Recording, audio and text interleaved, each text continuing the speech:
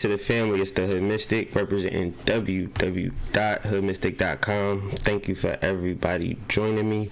Just want to say shouts out to the family. Shouts out Honcho. Shouts out Chiron. Shouts out the Manipulating the Matrix family. We want people to take a look at that book. So check the link in the descriptions ASAP. Shout out Esoteric Tony. Shout out I Am Just Being. Shout out Jazz. Shout out Energy Day Moon. Shout out Miss Love and Life. The Rebel, Phyllis Aura, the Astro Mystic. What's popping? What's going on? Shout out to Mama Mystic, holding it down as usual. Today is February 25th, 2020. The title of this video is Solutions for Idol Worship. Idol worship is something that they talked about in the Bible, but that's not the idol worship that we experience in today.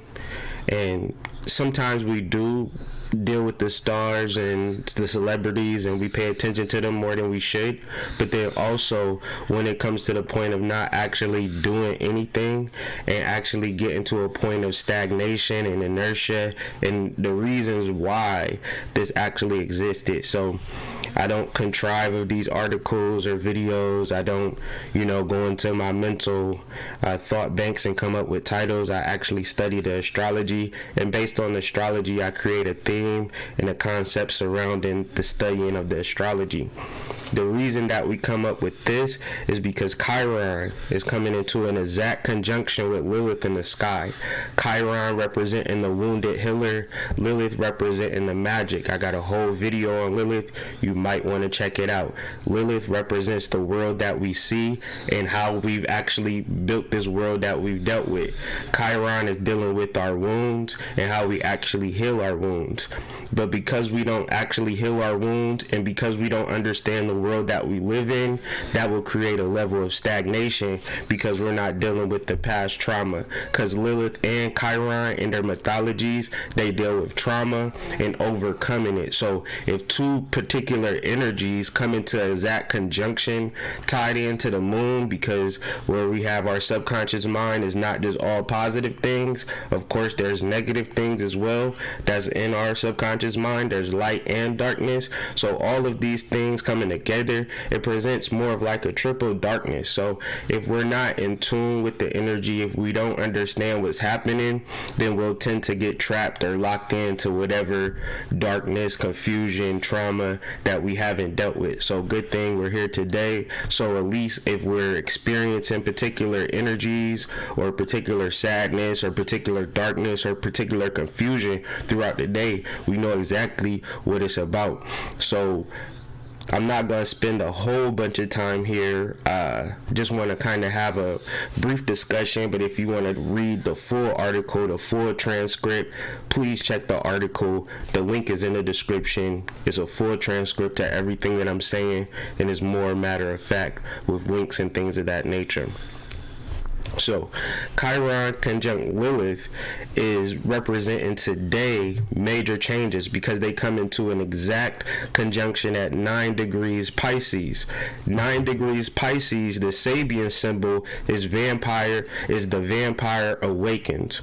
So we know that the vampire is not some spooky man living in a castle in Transylvania. When we understand what a vampire is, we understand that that's our melatonin. And our melatonin comes out in darkness. So if we're afraid of our darkness, if our darkness is confusion, if our darkness is a shadow, then we have no real way to deal with our melatonin, which is our actual mood increaser. Now, a lot of people think, well, I don't need a mood increaser, Hood Mystic, I just need money. But the reality is, when your mood is fucked up, it don't matter how much money you got. When your mood is high, it don't matter how much money you got. But see, the mechanics of balancing this is found in trauma. And the way that we deal with trauma is through healing it and magic. We don't just simply ignore our trauma. We just don't simply ignore our confusion. We simply don't ignore our shadow. Of course, if you wasn't on this channel, of course, if you was doing something else, then you very well could do that. But the mere awareness to these types of things brings a solution. So Chiron is very, very, very predisposed to being sensitive or focusing in on wounds. Lilith is more focused in the supernatural, more focused in on the mystery, the potential. And we start with potential and we bring it through into this world. But if we have our trauma, if we have our confusion, if we have our shadow, if we have our ulterior motives, then by the time it gets down to Malkuth, it's all distorted. And then it's like, damn, I can never get what I want. Because there are levels to this shit. There are levels of understanding the potential and how potential is pure and potential needs to remain pure. And how does potential remain pure throughout the process? We actually work on it. And we don't ignore this shit through sexuality, through our relationship issues. Relationship issues being that it's your girl's fault, it's your boyfriend's fault, it don't have nothing to do with you. Gender parity, you think women are the problem, you think men are the problem, or feelings with authority. You mad at your supervisor like your ass just can't quit the damn job anytime. They'll fire you at any time. So it gets to a point where these things become shadow projections. Sex is all I need. My relationship is my problem. Men are the problem. Women are the problem. My supervisor is the problem. The CEO is the problem. Donald Trump is the problem. Everybody's the problem, but I'm not the problem. That's shadow projection. But these are actually undercurrents that deal with you. So in order to deal with your actual shadow, you have to deal with the modality of healing and magic. You can't just simply say, okay, I'm going to deal with my shadowhood, mystic. What books do I need to read? And I politely either ignore you or say, I don't know. Only thing that I know about healing is that it actually has to be done in the form of raising your vibration. The only thing I know about magic is that it actually has to be done with your creative principle, your actual dealing with the nature and dealing with the ancestors. Dealing with your guardian angels, actually getting out there and doing the work, experimenting, looking crazy, looking weird. That's the only thing I know about magic. I don't know about any books that's going to give you the right and exact form to exercise your own personal magic. So this is Chiron conjunct Lilith. It's creativity, but there's also healing. So when you talk about things that confuse you, when you think about the things that bother you, don't look for a direct way to solve it, or you're going to be 10 times more confused than before you walked into the door. It's like walking into a maze. You're just going to have to figure it out. So when we think about today and we think about our enthusiasm or we think about our stagnation, it's really about these deeper emotional aspects that either motivate us forward or slow us down. And if you don't understand that these deeper aspects are shadow, darkness, and confusion, then you don't understand what's slowing you down, nor you might not understand what's motivating you. But the overall point is that when you are motivated, you are activating energy of the soul. When you are slowed down, then you need to realize why you're being slowed down. It's not the point of just simply saying, oh, I don't feel like doing shit. Oh, I'm tired. Oh, I don't feel like it.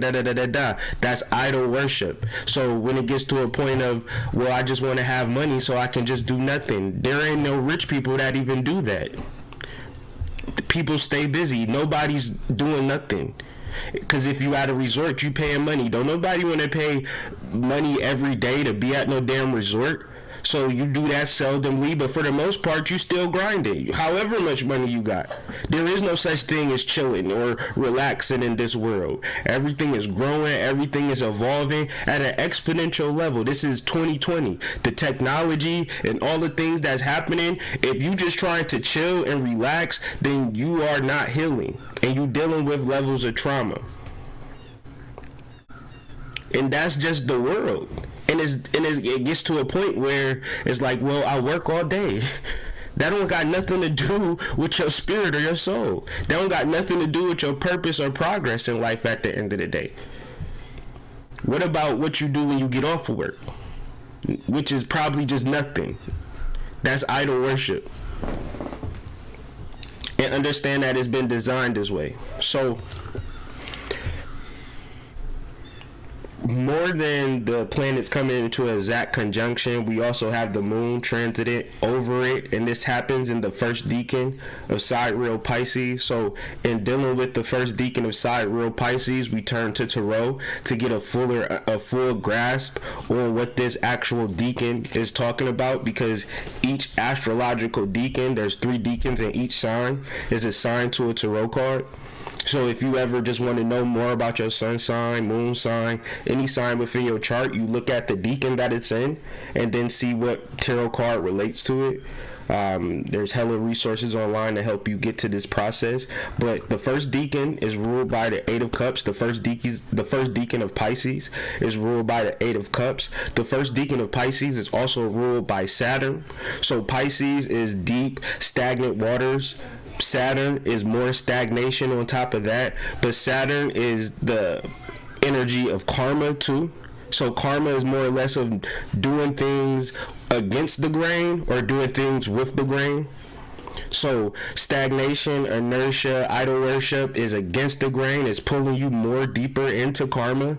So the more deeper you get into karma, the more you're not doing the things that you need to do, the more stress and strain you put on yourself, the more trauma, disease, and things of that nature you attract to yourself, because you're not doing the things that you need to do. You're not in the relationships that you need to be in. You're not in the career that you need to be in. And this is a point of contention. This is a point of relaxation. This is a point of holding back and just simply coming into a point of understanding of, is this what I'm supposed to do? And I know it by how I feel. And then another part is not doing the same thing every day. Because doing the same thing every day, you don't give yourself a chance to even tap in to these deeper aspects. Because at one level, it can feel like stagnation. One level, it can feel like idol worship. But if you actually exercise these demons, if you actually deal with this stuff, then you actually have an opportunity to move forward. But if you don't understand why you're stagnant, if you don't understand why you're inert, then then it just stays in the same space. The reason why is because you're focused on the past. So it'll be the same thing as you looking behind yourself. If you looking behind yourself, you can't see what's in front of you. But you're still walking forward because the time is still moving forward in a particular fashion. The sun is rising and setting at a particular fashion that it is not looking back. It is simply moving forward, and that's the way that life goes. But if you are looking back at a particular point in time, you're unable to see in front of you.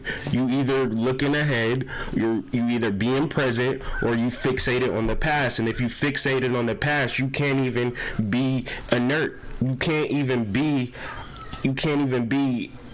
in an active principle towards spirituality, towards anything. Because that past event and your observation of it and your awareness of it, it does nothing for your present moment.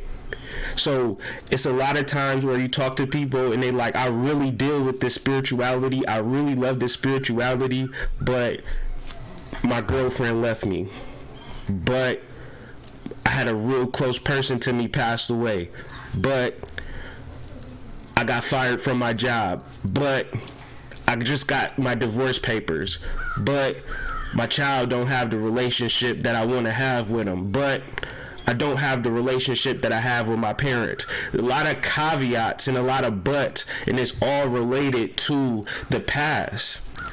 And this is the reason why stagnation occurs. This is the reason why idol worship occurs. It is a pleasant distraction to the fact that you're not moving forward or that you're not present. And even though you can absorb all the conscious knowledge, you could reiterate all the conscious knowledge, you know all of the information that needs to be learned, but you still haven't turned your head towards the future. And this is more or less what Chiron and Lilith is speaking to. But you can't turn your head through normal means. You have to employ the modality of healing and magic, because that's the world that we're living in. It's been presented to you over and over and over and over again. Nothing gets done in this world without the modality of positive and negative energy coming together to create life. And you can use this modality, or you can use this formula in your garden, right? Because astrology is agriculture, but you can also use this formula in your magical proceedings. As long as you stay within the feminine principle and the masculine principle, then you are doing magic. But if you do nothing, you're dealing with trauma, you're dealing with the past.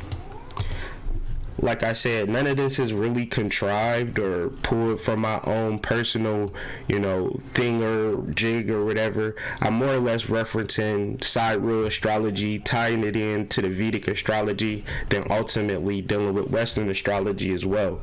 But in studying Vedic astrology, that leads me to a concept known as Tamas.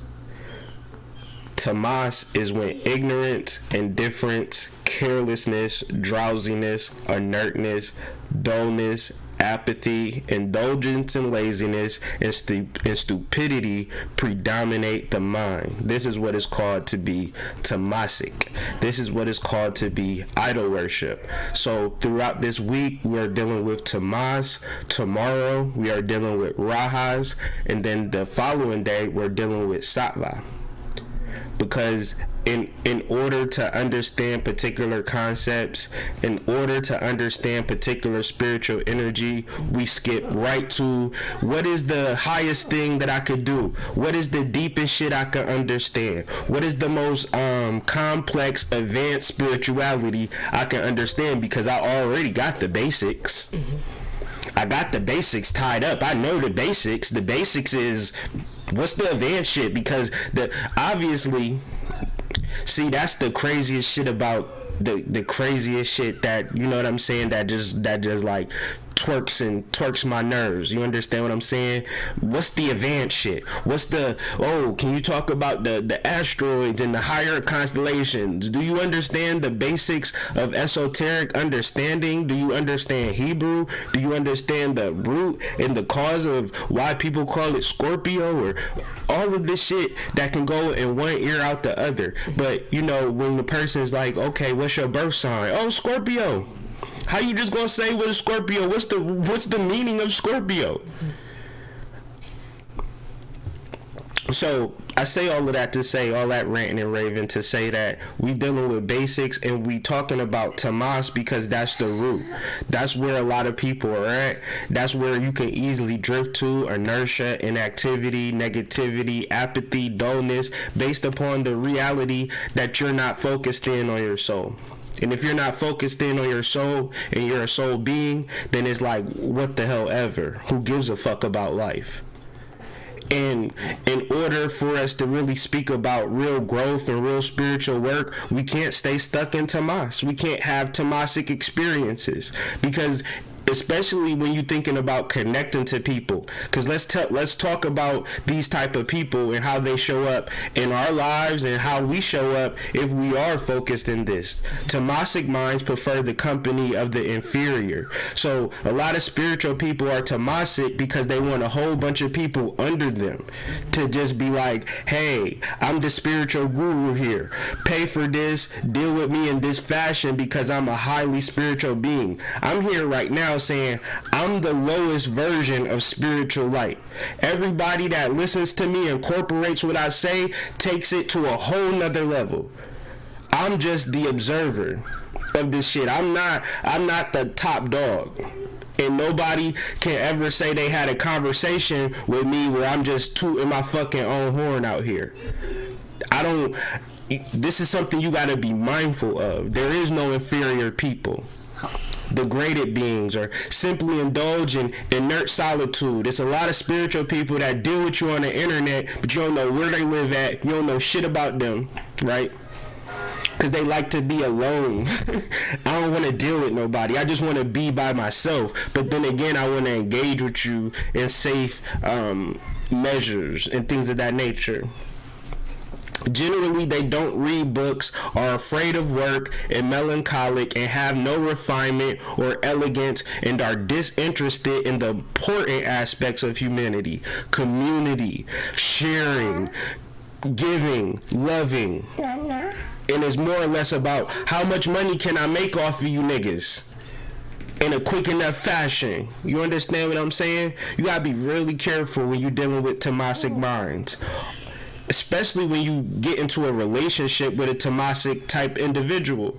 Often they are unable to despise others, but cannot love either. They cannot love either because they don't want to read, they don't want to work. Relationships are work, friendships are work. This shit ain't perfect. You don't walk into a relationship, personal, business, or otherwise, and expect perfection. You expect to work towards something, creating an ideal with each other.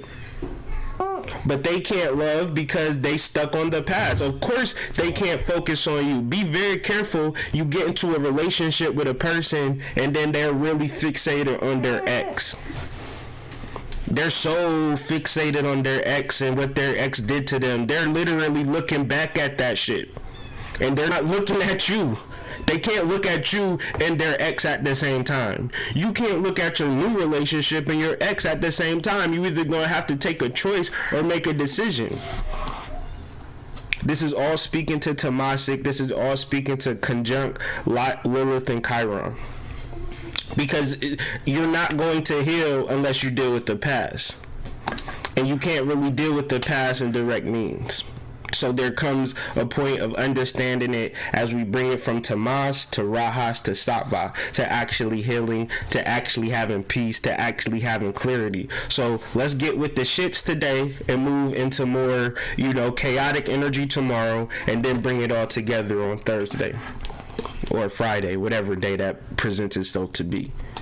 So, in order to deal with today, replace the feelings of laziness and inertia with activity and adventure. Whatever blocks life present to you, supersede those blocks by, today, me and my family, we're taking the bus. There's cars in the shop.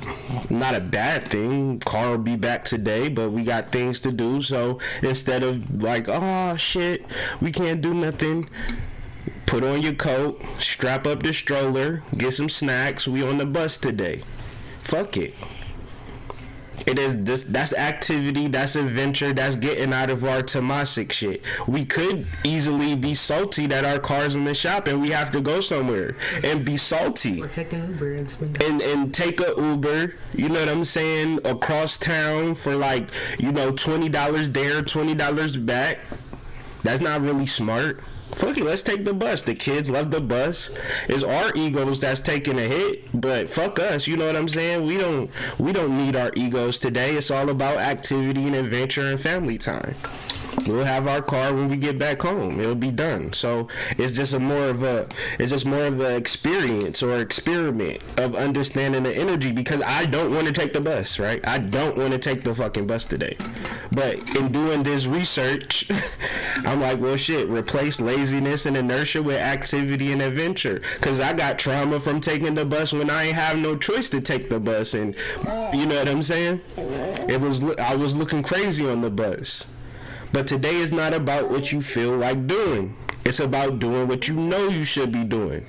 Rise out of idol worship, IDLE, worship, and focus on the activities that lead to passion. And passion is Rajas, and Rajas is what we'll be talking about tomorrow. With that being said, that is the actual build. Be sure to check the link in the description for the whole article. 385-799-9560. Y'all know how we get down, tapped in with the Hood Mystic. But I did say we had somewhere to go, so I'm gonna probably end this video a little earlier if it goes to like the 2-hour mark, but it shouldn't. But hopefully I can get a couple calls in otherwise to discuss whether this show or the previous shows, or you got any questions unrelated to the shows, any comments, beef, shit you want to get off your chest. 385-799-9560.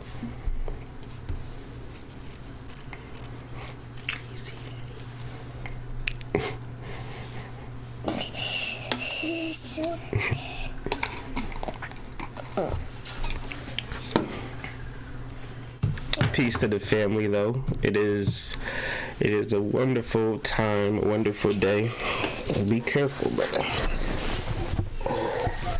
Oh, man. Heavy. He's a big boy. John, you on them growth hormones.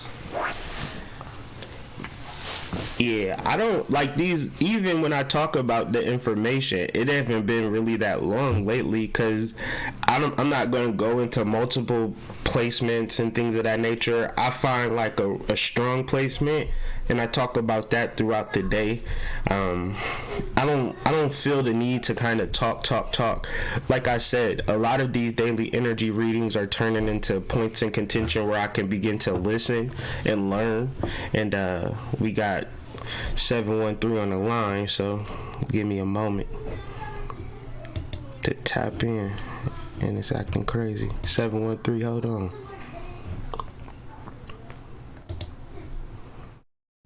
I think.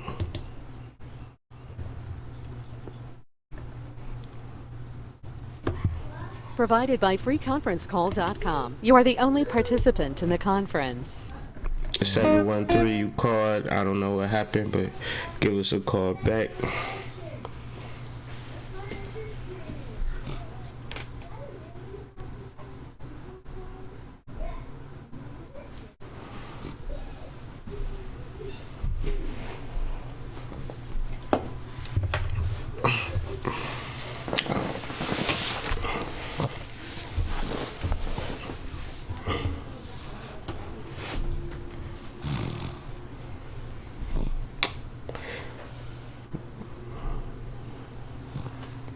Somebody gonna call 385-799-9560. John said call.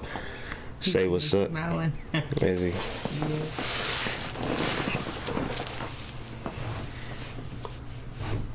Say hi. Say hi, people.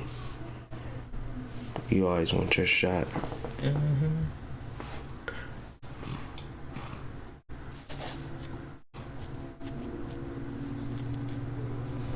Good morning to the family. How y'all feeling, man? What's the deal? Like, it's a good Tuesday. It's like hella cloudy, though. It's like hella cloudy, but oh well. Hopefully the sun will come out later or something. And it had a chance to rain, remember? Yeah, it's alright. Yeah, it's okay. We got an umbrella. Brown sugar don't melt. I ain't got my weave in today, so I'll be alright.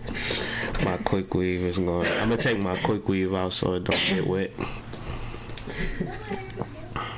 Peace from Cleveland. We in Columbus, so that's not far.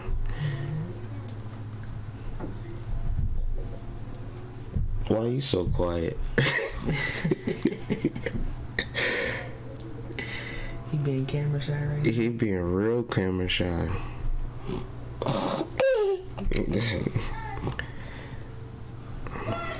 Peace to the family. Peace, Ra. Peace, July. Your name is too complicated. I'm just chilling. Somebody give me a call in. Give me a heads up. Somebody who called off work today. 385-799-9560. We're all the stay-at-home moms and stay-at-home dads.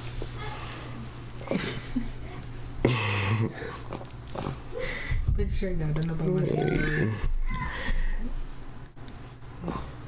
We are just chilling. It's a hopefully this message resonated and this message made sense, and you can begin to look forward and really deal with the past and do some form of healing, do some form of magic throughout the day to let people know like you are in tune with the present, because the present is what's happening. Don't get caught up in what's going on your screens, because that's not really real.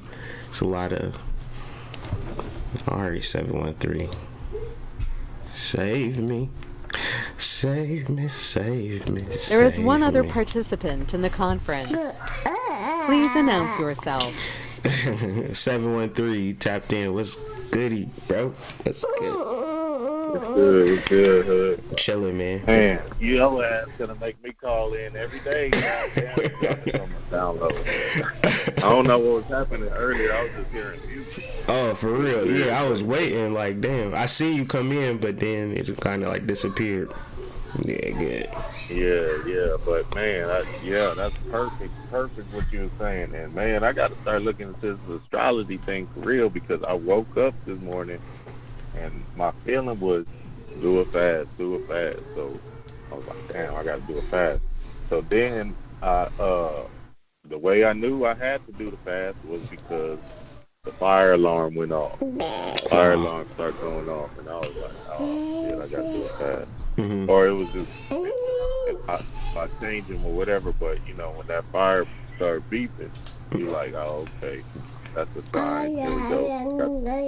And then all the stuff you dropping on the Tamas, doubting that Tamas and Neo, that shit is for real, man. This sluggish energy, that shit will have you in a whole nother limbo of this thing, and you ain't getting no spiritual light, no spiritual message, because you want to stay in this earth realm. Right. Or when that happened.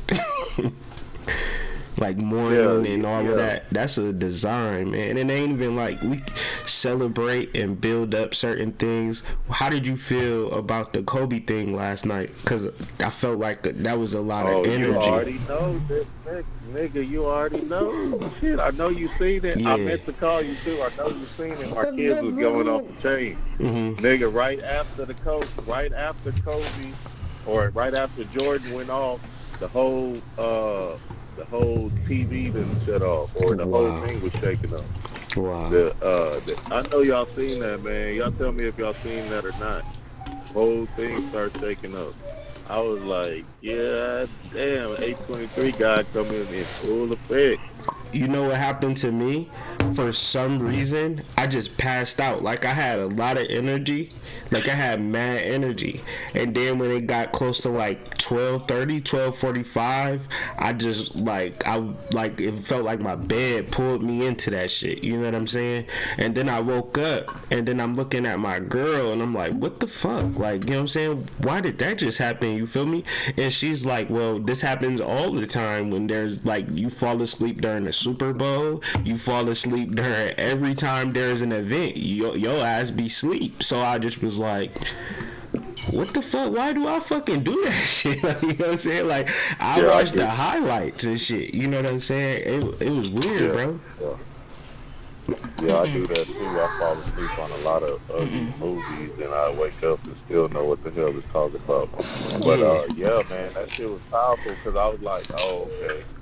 823 guy came right through right after Jordan dropped. Right after Jordan dropped his little speech, the thing started shaking. The whole internet started shaking. So the online thing was there. I was like, yeah, see, Kobe coming through right there. I was like, see, man, that's why we gotta stay in line with the spirit, stay in line with these messages that we're receiving. But man, that Thomas thing you just dropped, man, you was right in alignment with day, because I woke up, and you know how you don't want to do a fast, but you know you got to do that shit because you starting to feel like, you know, you starting to feel this limbo effect or this earth realm take a hold. Yeah. You know what I'm saying? You starting like, I don't give a fuck about none of this shit. Right. But you know, you got things to accomplish and all of that. It's like you have to do these things to stay in alignment of your purpose or whatever you want to do, you know what I'm saying, in this realm, in the reality. Because shit, you know, this thing is forever. It's written in the stars. We don't have to do this shit, but we came down here for a certain reason. So these energies inside of us just be moving us like, you got to do that shit. Yeah. You know what I mean? It's time to fast, or it's time to do these particular things. Like, And if you don't do it, that's when the problems start to happen. I'm telling you, you gotta do these shit because you know, if you don't like y'all going on the bus, getting into that adventure, that stuff is gonna propel the journey.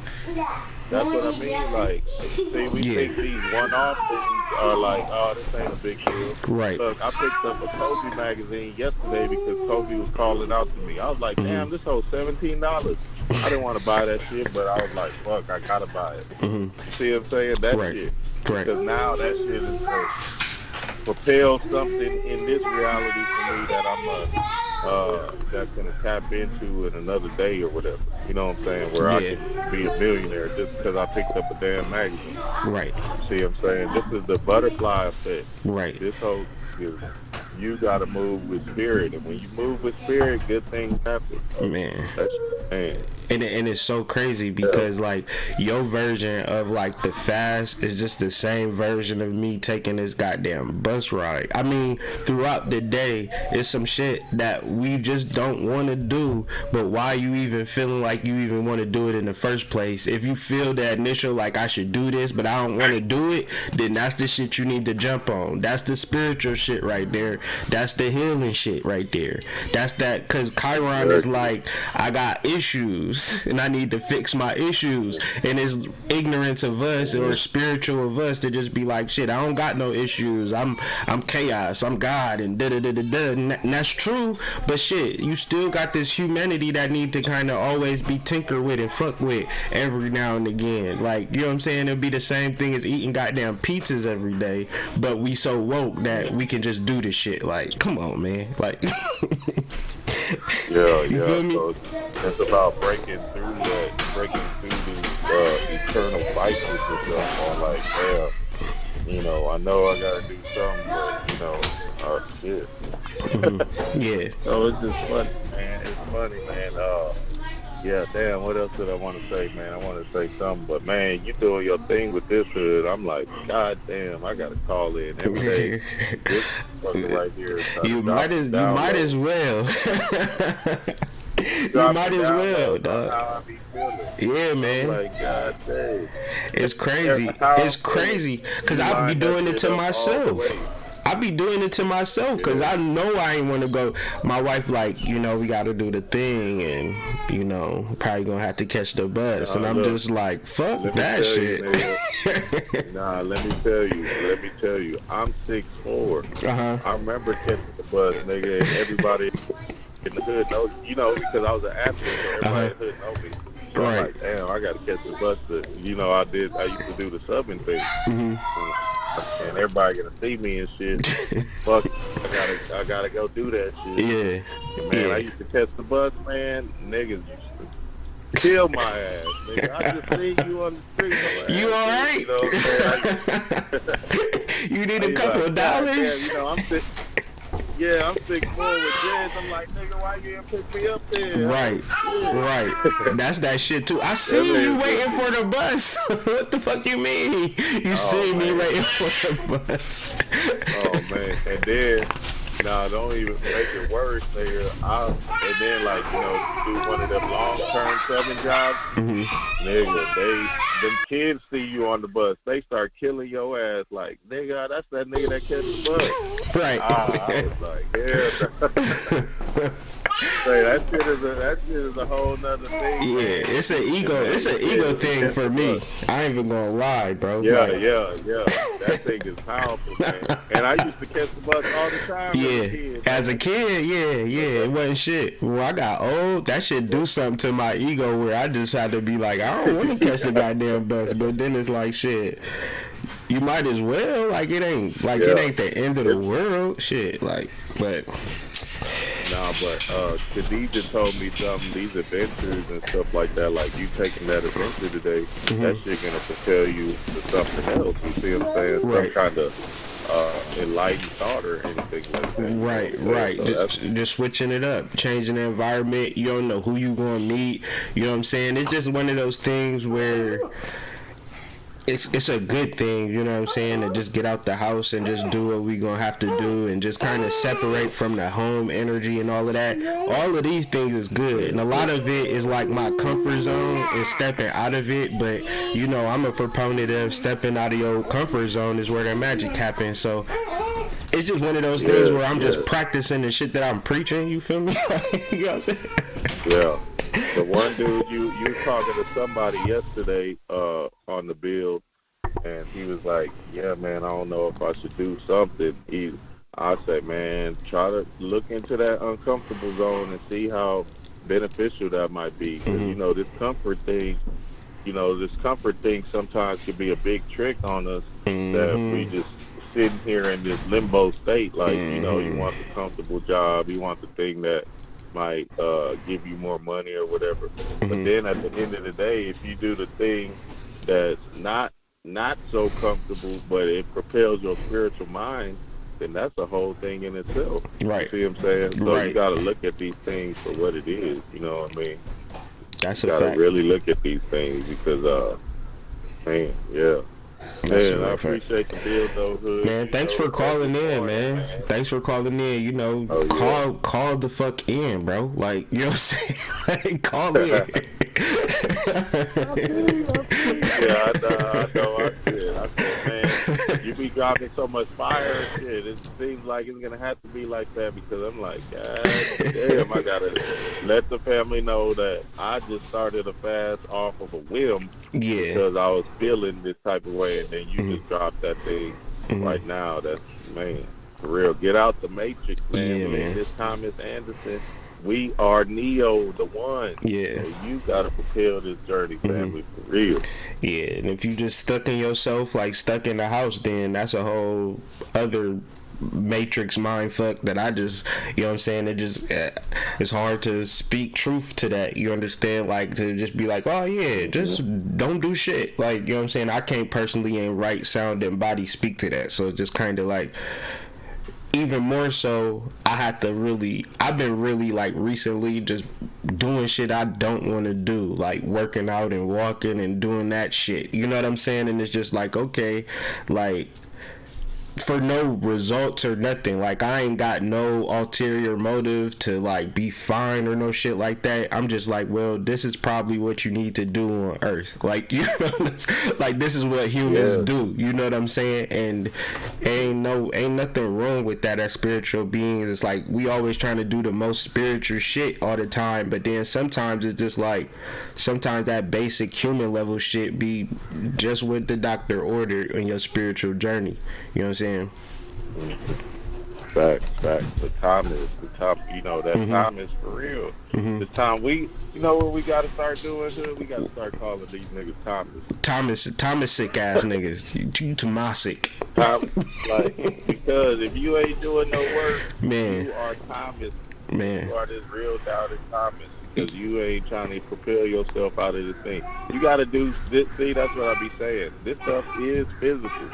There is some physical elements to this thing. So you have to move your body. You see what I'm saying? Me and my queen, we do yoga and all that stuff. We do things because we know it's going to put us in alignment to, you know, receive these messages or understand or even walk into the right path that will give us something else. You see what I'm saying? So it's like, you gotta do stuff for real, man. And I feel like it don't necessarily matter what you do, like whether you're doing yoga, you working out, you walking in the park, you know what I'm saying, you doing little in nature, walking the dog or some shit, like powerful shit right there, you know what I'm saying. Walking a dog 3 times a day could be a form of, you know, the deepest meditation known to man, you understand. Like, it ain't even nothing super spectacular you need to be doing. And that's kind of the problem. It's like, I was just peeping some stuff, you know, the kind of situation we've been talking about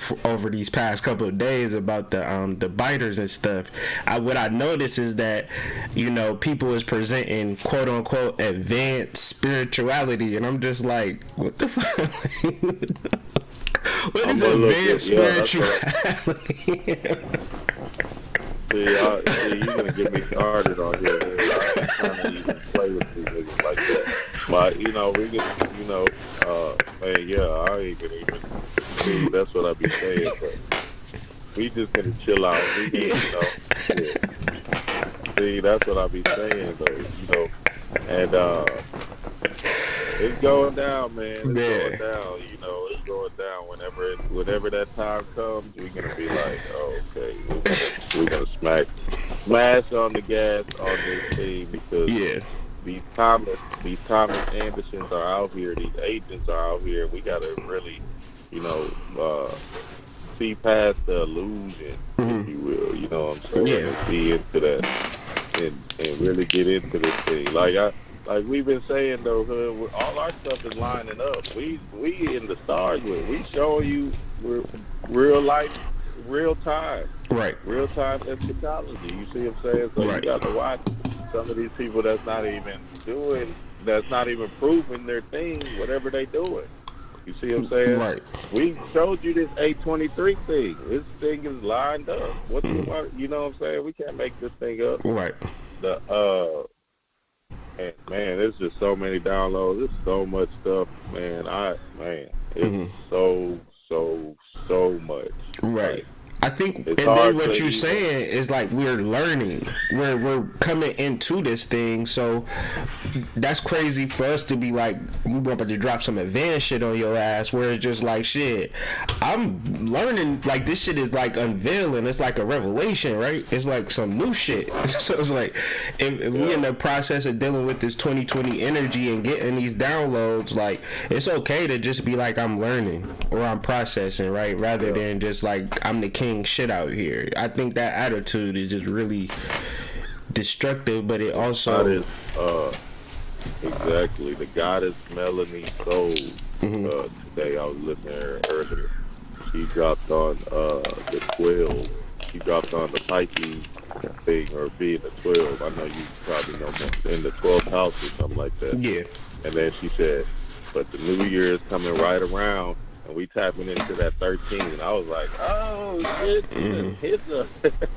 She said, so these messages are coming to us now. This time, our time is now. I was like, damn, she done took it to that level where she knows this awakening thing is happening right now. And shoot, March is gonna be a hell of a month for real though. Yeah. So shout out to that sister too. I think Melanie Soul or something like that. Okay. Yeah. Okay. Yeah, no doubt, man. Yeah, February, this whole month was like a year.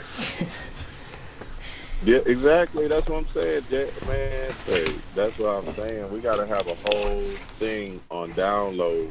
One time, we got to have a whole build on that Hood one of these days. Because, man, I'm talking about. We just need to give it up one day. One day, just give up the downloads because it's a lot. Like, it's a lot of different information.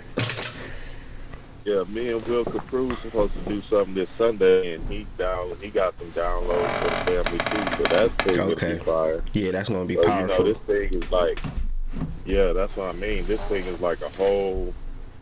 Woo, this thing, man, I'm just too excited, man. That's what we got to get excited for. You know what I'm saying? These spiritual events that happen, like we gotta be crunk on that stuff. Like, yeah, when we see these messages and signs and symbols, we gotta be like, yes, this is, man. Oh, yeah, going down, exactly. As opposed to some material thing that ain't even nothing at this point. What else can be created in the material realm that you haven't already seen? But when you incorporate these spiritual downloads into your everyday experience, you doing something magnificent, something amazing, something that ain't never been seen before. So the getting crunk or the positive energy should be developed or moved towards those spiritual energies. You know what I'm saying? So it's getting to that point where, you know what I'm saying, you dropping shit, and these Sunday services, bro, is like on fucking fire. You feel me? Like you coming through with the Barbara Walters of the conscious community. You know what I'm saying? Like, you taking it over, bro. Like,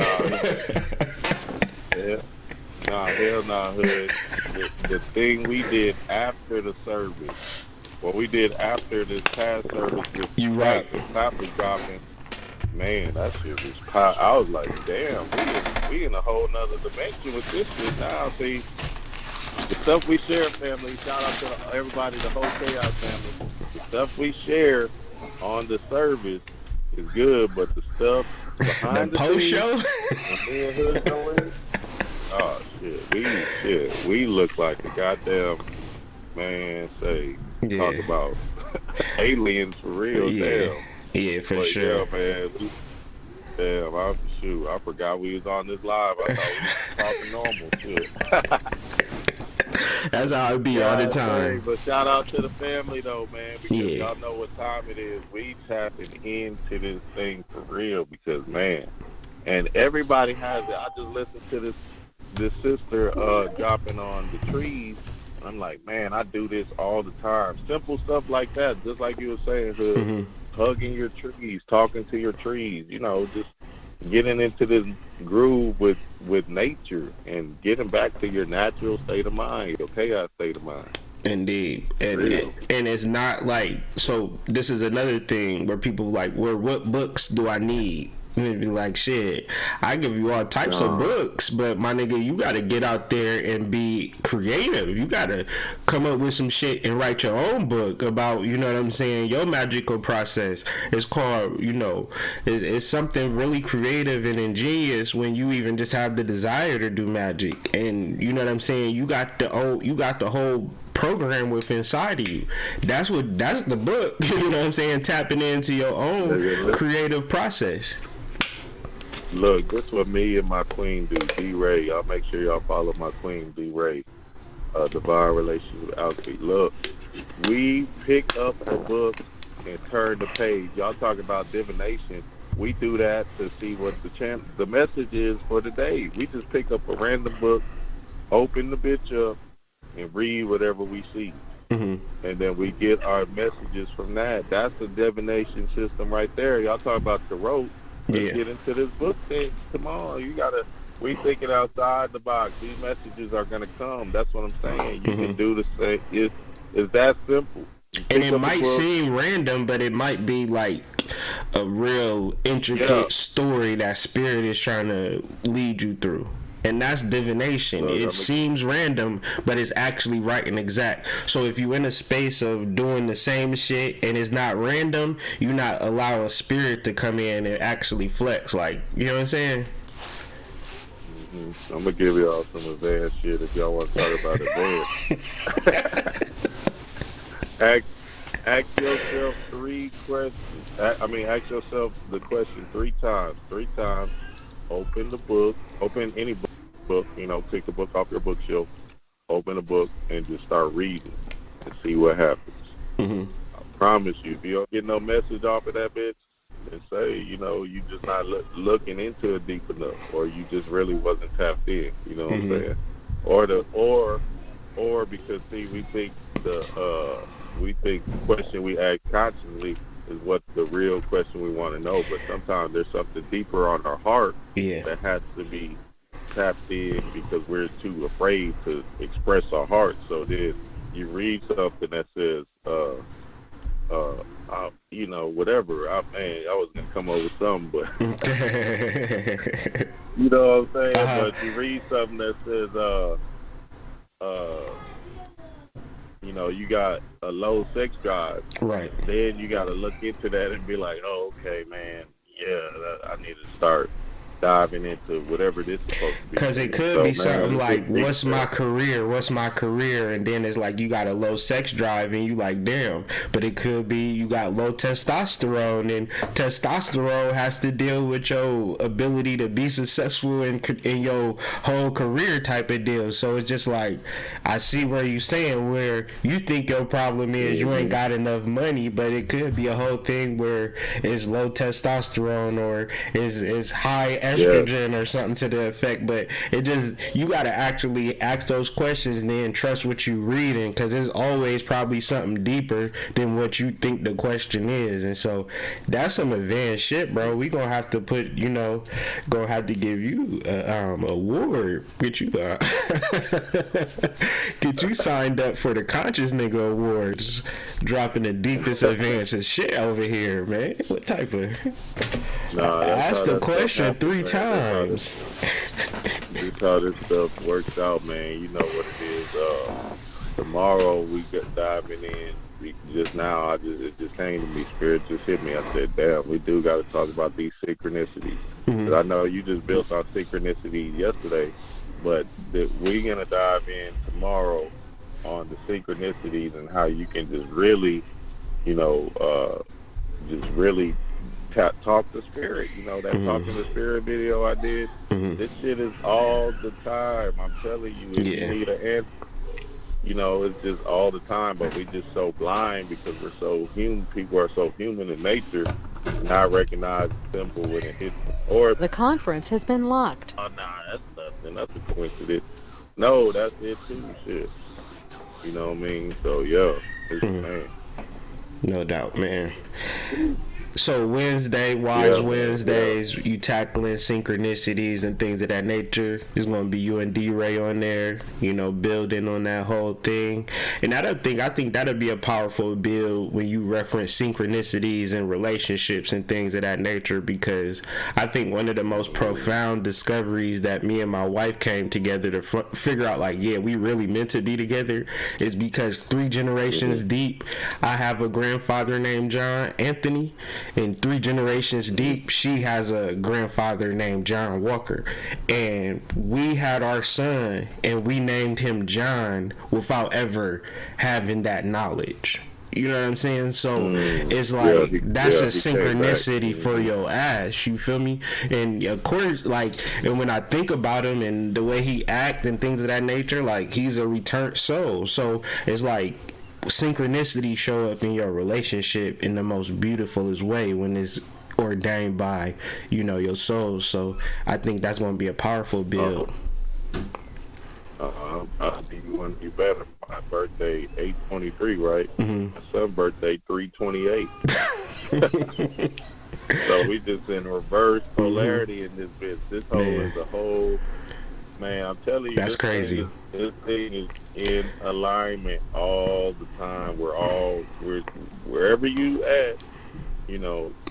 But then that Juno, the people that your wife having the Juno festival, and Juno being the mother of Vulcan, the day of 8/23. That's crazy. Yeah. She ain't letting me hear that down. So we've been having some battles about that. I'm like, yeah, you okay? I'm gonna listen. I listen to whatever. Respect your mama and stuff. But man, so man, it's going down good. I appreciate the build, man. Oh yeah, me too. Always a magical time, man. Yeah, for always sure. A magical time. For sure, man. I'll be tuned in tomorrow for that Wise Wednesday. Yeah, you already know what it is. Yeah. All right, guys. Peace. Man, thanks for calling.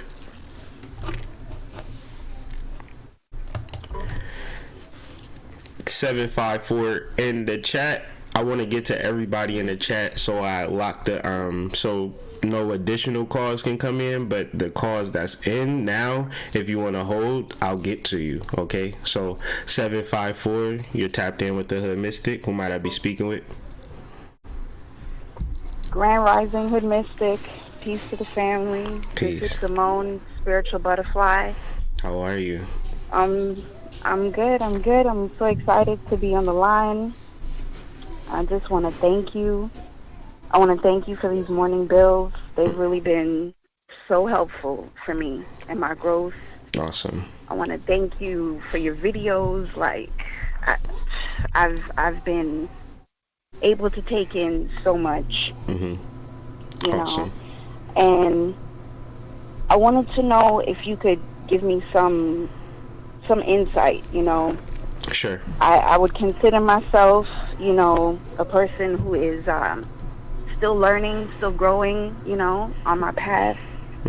And at this time, I'm feeling so disconnected from everything. My family, my kids, my husband, my life. And there's no real shame in that. So, because in the most spiritual sense, when people take like particular psychedelic drugs and things of that nature, part of the process of spiritual awakening is renouncing all of these titles: mom, wife, sister, daughter, all of these things must be renounced, because even though you are these things and these things aren't going to go anywhere, but the truth of your spirit, of your soul, is that you are none of those things. Okay, that's the true primal thing, because before you existed in this life, right, you were not their mother, you were not his husband, you were not your parents' daughter, you were a soul, and you existed many, many different times. So part of this spiritual journey is the awakening to the spirit or to the soul, and that is not beholden to a marriage. That is not beholden to these particular social things that we walk ourselves into. Even further, like, you could have actually been born in like a third world country in a village, and none of the societal roles that you hold dear to you would even matter, right? So the idea is to understand society is one thing, but your soul's progress and your soul's understanding is a whole nother thing. And if you're going through this process, don't shame it, don't feel guilt on it, because that's so natural and so beautiful that you're even able to have them thoughts, that you do yourself a disservice by thinking of it as being a negative thing. That's true. That's true. Thank you. Thank you for that. Can you tell me what do you and Mama Mystic do to stay disciplined with your rituals while, having young children? What we do is more or less like, personally, I do my thing when they're asleep or when they're going. It's kind of a thing where when my children are around, I'm more engaged in them, but I tend to wake up like around 5:30 and they're still asleep, so I can do all of my rituals, all of my little kind of things that I need to do early. And I know Mama Mystic, like, she's really beholden to her intuition and beholden to the things that she just intuitively do. So her actual structure and schedule is more or less of a free-flowing thing, and that's kind of one of the things that allows her to be connected, because she doesn't force nothing, you know what I'm saying? And it's not really a rigid structural thing more than it is a free-flowing thing. Like, sometimes I like come downstairs, I'm like, where your mama at? She downstairs meditating. Oh, okay. You know what I'm saying? It just be like, all right, you know what I'm saying? It's just her thing, and I'm like, as a husband, I'm just like, okay, that's cool, you know what I'm saying? That she's just following her own spirit, doing her own thing. And that's all I ever really wanted within my relationship, is that she had a process of following her own shit that ain't have nothing to do with me and my personal influence. So that's really how, in our spiritual lives, like, we really started out doing things together, but as we got older in our lives, we more or less separated and just do our own thing. When I wake up, I deal with my own stuff. When she does her thing, she deals with her own stuff. And if we need support where, all right, can you watch the kids while I meditate, we just provide that. That's beautiful. That's beautiful. Yeah. Yeah, I definitely see that. My spouse allows me the space to explore and, go down my path. And while I wouldn't say that he's a non-believer, he believes. He's coming from heavy Christian indoctrination. But at the same time, I feel like I just feel like his influence, still being of the world, I guess you can say, affects me. And I don't want to take that in, because, I want to be all-encompassing in myself and be responsible for myself and my actions and moves. But I can't help but feeling like that affects me and, my ability to grow. Right. And so this could be a thing where in your relationship it deeply affects you, or it's something that somewhat affects you, but you can get over it. And these are things that you need to come up within your mind. Like, do these things really, really disturb you, or it shows as some form of irritation? Like, because it could be a negative influence, and I don't necessarily know, or it could be ambivalent, and it just couldn't be ideal. So I would go within myself and to ask, am I trying to change him? Or is this really hurting me in some fashion that he doesn't agree with how I live or look at my life? So does it hurt you, or is it just some minor irritants? And if it's just a minor irritant, continue down your path, do the best that you can do, love your husband with all your heart, and allow him to be himself in all of his glory, mundanity, earthly, worldly pleasures that, you know, his heart desires, because it has no bearing on your spiritual path. Now, if his worldliness is throwing you off center, he's not allowing you to do the things that you want to do, he's violent, or, you know, these negative aspects that, you know, can come about, then that's something that you are, well, now I have to separate myself. But if it's just him being him, you know, give him the space to be him, you know, and don't put so much pressure in, you know, these things, because it really is part of your spiritual journey, probably, to just live and let live sometimes, and not really care or give a shit about what another person's doing, even if it is my husband, even if it is my child. A lot of it is just can be released with, okay, have fun, you know. Yeah. A lot of it can just be You're released right. with that. You're right. It definitely is more of an irritant. Mm-hmm. He doesn't ever stand in my way, and you know, he's even curious at times, and I love that, you know. But I want him to find this path on his own. I don't want to force it on him ever, you know? Then release the expectation that comes along with the husband, and love him with your whole heart. You know, love everything about him, and just make that your responsibility in the relationship. And from that perspective, everything works out fine. It gets really confusing and troubling when you put an expectation on your partner. Because your expectation is disrupting his soul's path, and whether he becomes aware of his soul and things of that nature isn't really up for you to really decide, you know, because, you know, it's a deeper thing to you finding your path, and you finding your path is probably learned in letting shit go. If I'm like, you know what I'm saying, that's probably part of it for you, because whether he or anybody finds what you're finding is not going to make or break your journey.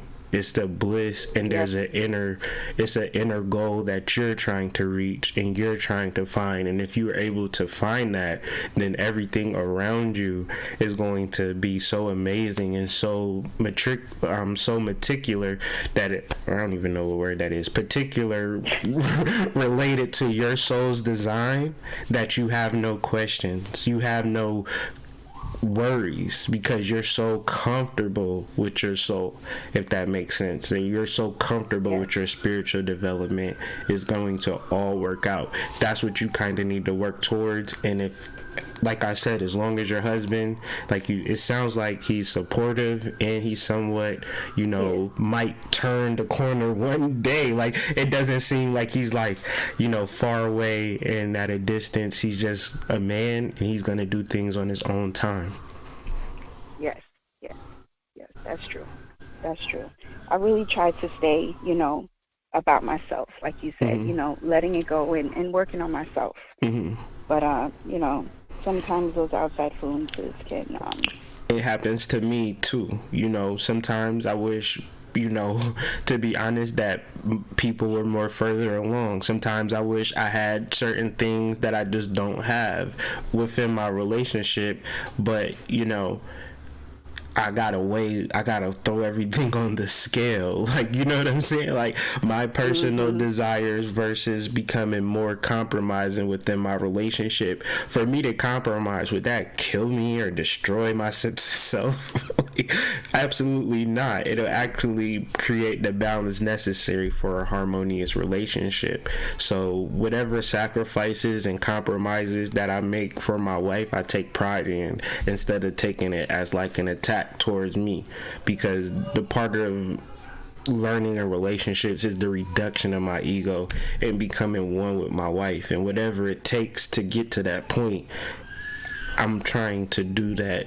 And part of that is destroying my expectations that I have on her, because if I'm basing my relationship on expectations, I can see that being a real disaster.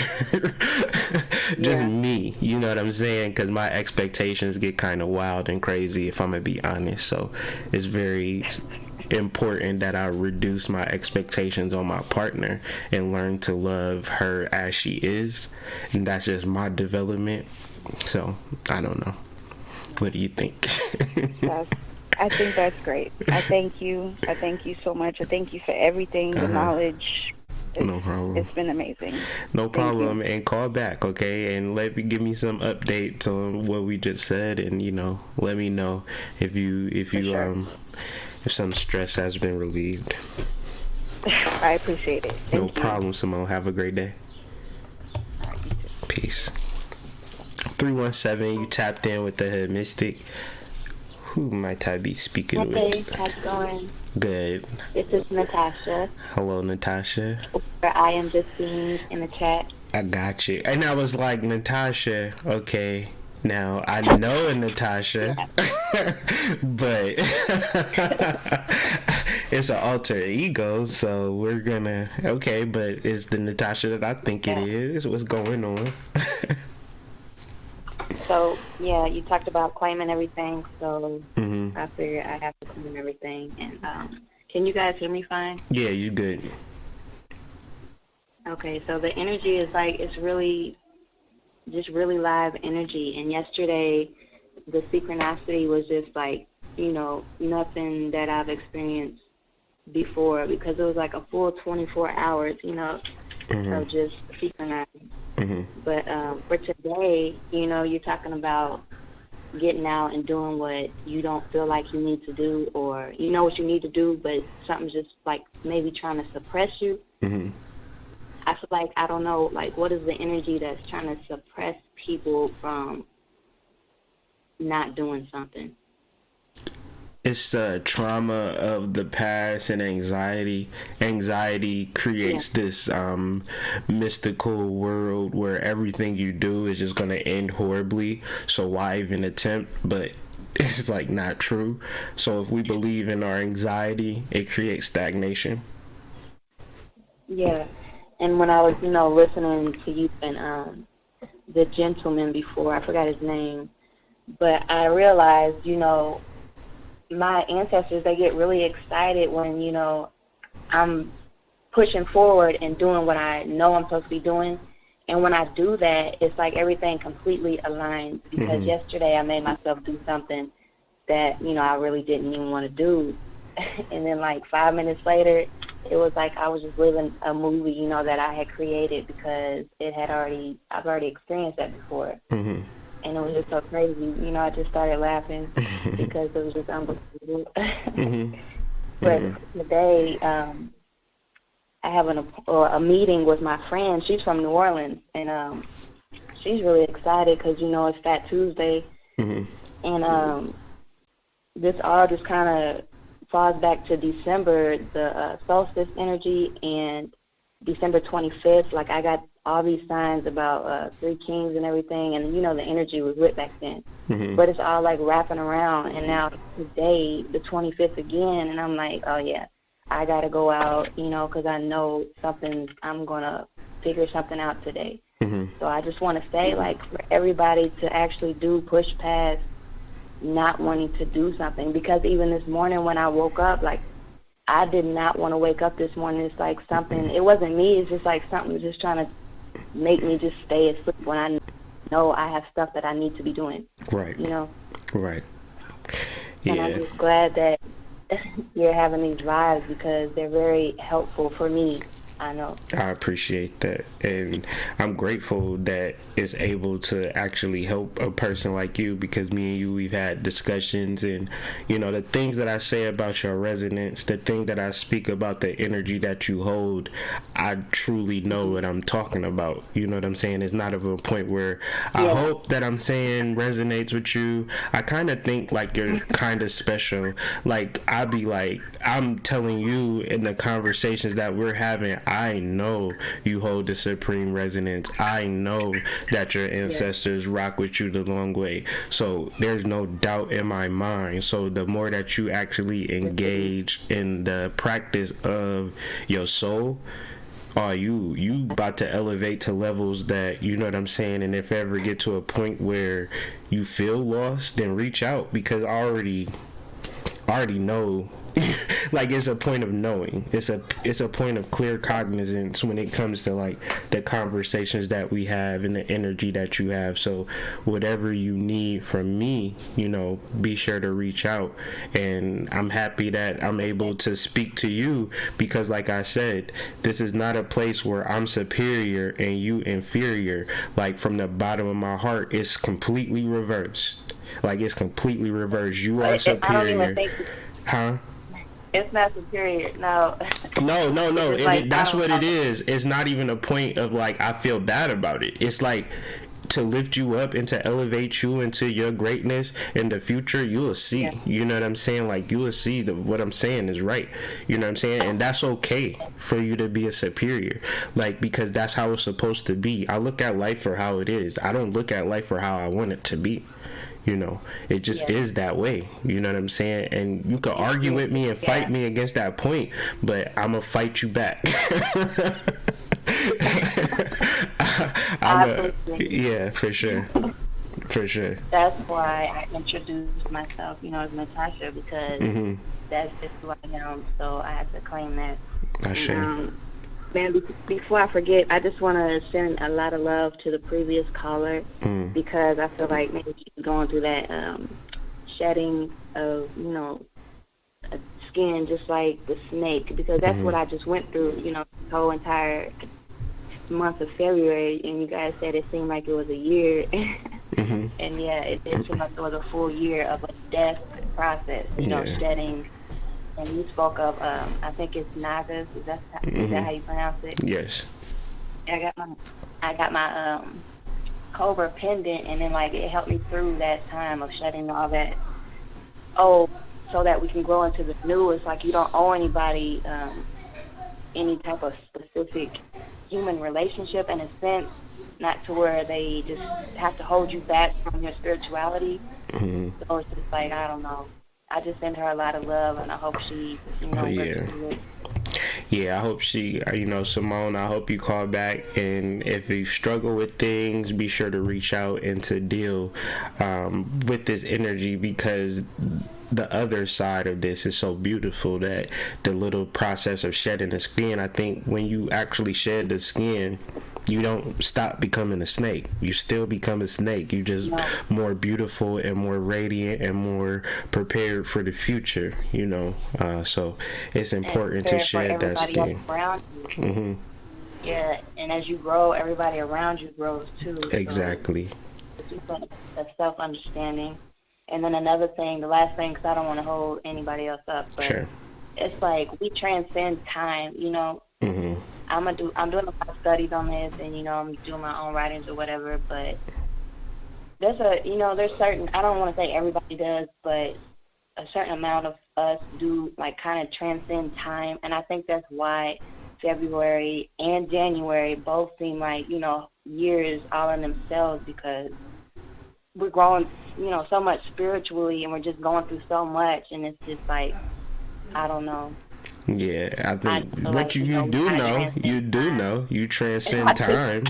You know that you transcend time, and that's a powerful notion within itself, that it gets you out of a lot of stagnation of idol worship, because you might be focused in this particular point in time, but the reality is that the future is so malleable and so changeable. There's so much power and greatness into the future that it's important that you realize realize that you do transcend time, because if you don't, you might look at this present situation as the end all be all, and that's just not the facts of the matter.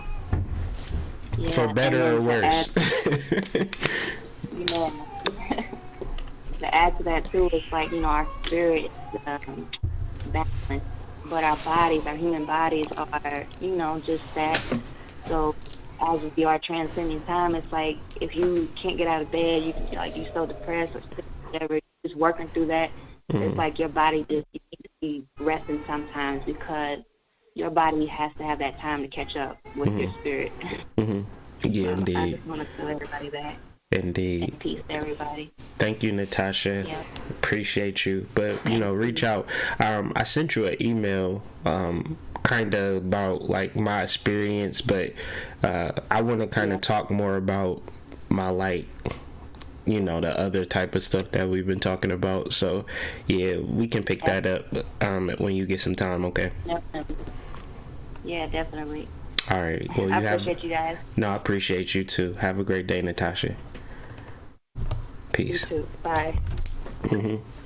713, you tapped in with the Hood Mystic. Oh, what's going on, Hood? Chilling, man. Oh, yeah. I really don't even know why I called. You know, but I guess it's that synchronicity, you know what I mean? Yeah, for sure. I just heard you about a few weeks ago, you know what I'm saying, my brother?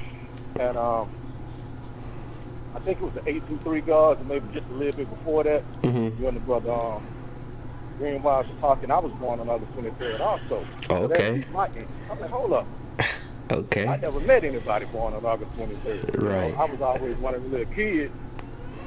I don't know if you remember those calendars, the black calendars that, you know, had the holidays and the black grapes on there, and it would kind of tell you, you know, such and such birthday is here.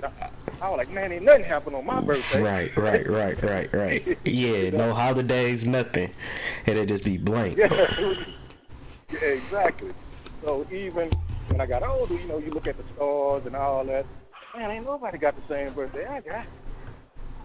And with Kobe Bryant. But the thing was, you were saying you was a big Kobe fan, right? The conference has been unlocked. Hello? I'm here. My fault. You good? Yeah, I'm a fan. Yeah. See, I was the opposite. I ain't like Kobe. You know. And but the thing was, I did check it. I know he had the same birthday of mine, but I knew he had all energy. Right. But it was just, you know, you a sports fan. I ain't never liked the Lakers, so you know. And then it was that whole thing. That human shit, like, oh man, he average. You know, when he passed, I thought about, I said, man, why would I care about how shallow is that of me to care about how somebody feels about themselves? Right. You know what I'm saying? Right. You know how sports is, you know what I mean? Yeah, I do. And so, how, with your energy being born on August 23rd, did you always have, like, psychic abilities or some type of aversion towards the occult or things like that? Or was you kind of just, did you feel you was a little different or a little weird is basically what I'm trying to ask. Oh, no doubt. I felt like elementary, middle school, and high school, I felt like Clark Kent. Yeah. I felt like I had a secret identity nobody knew about. You know? But I just knew I was special. But then, you know, as you start getting older, you might, okay, that may have been too much comic books or cartoons. Right. And, you know, what was conscious in my era was the Public Enemy and Polaroid. You know, you had all that music out at that time, you know. So it was more of a social conscious, you know. Right. Back to Africa and things like that. Yeah. And so I was working at this place in Atlanta. And you know, when we take breaks, we worked overnight. They used to play these tapes. And they used to play, you know, it was cassette tapes at the time. It was the early 90s, maybe 93, 94. And Bobby Hemmett would play. And you know, Bobby got that distinctive voice. Right. So I was just remember listening to him on these cassette tapes back then, you know. There were so many of them. brothers you listen to. So when I got back with them later, but to answer your question, yeah, because I'm rambling. No, you To good. answer your question, Yeah, you can. yes, I did.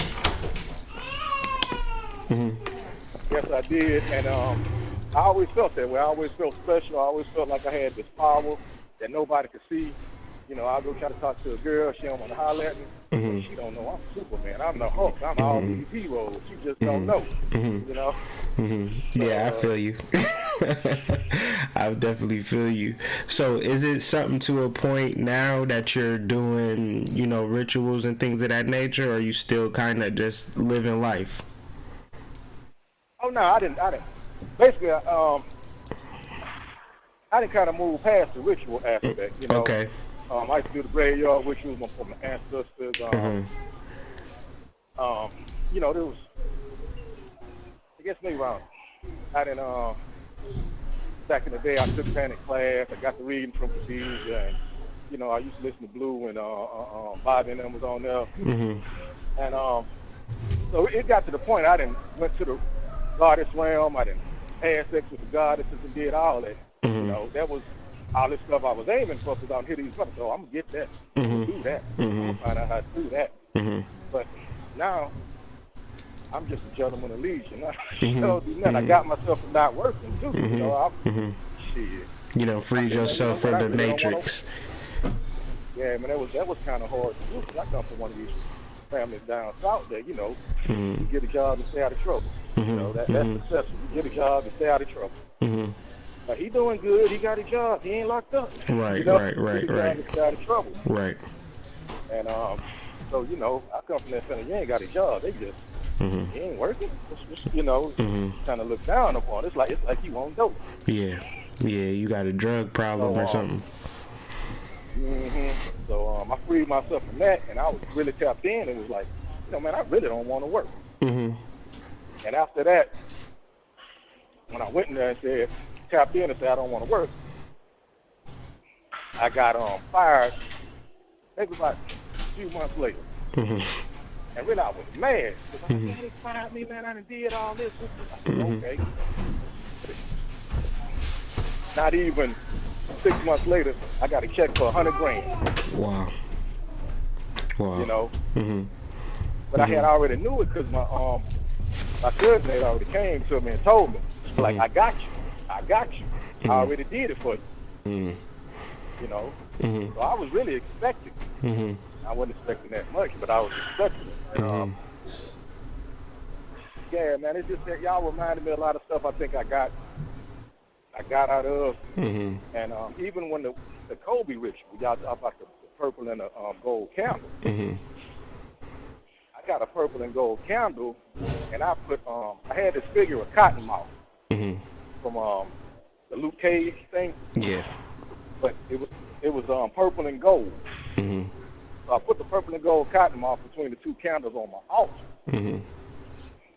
For cold, you know, and Cottonmouth is part of the serpent society. Okay. So I put that on there, and it was funny, because I just realized this when I was listening to you guys this morning.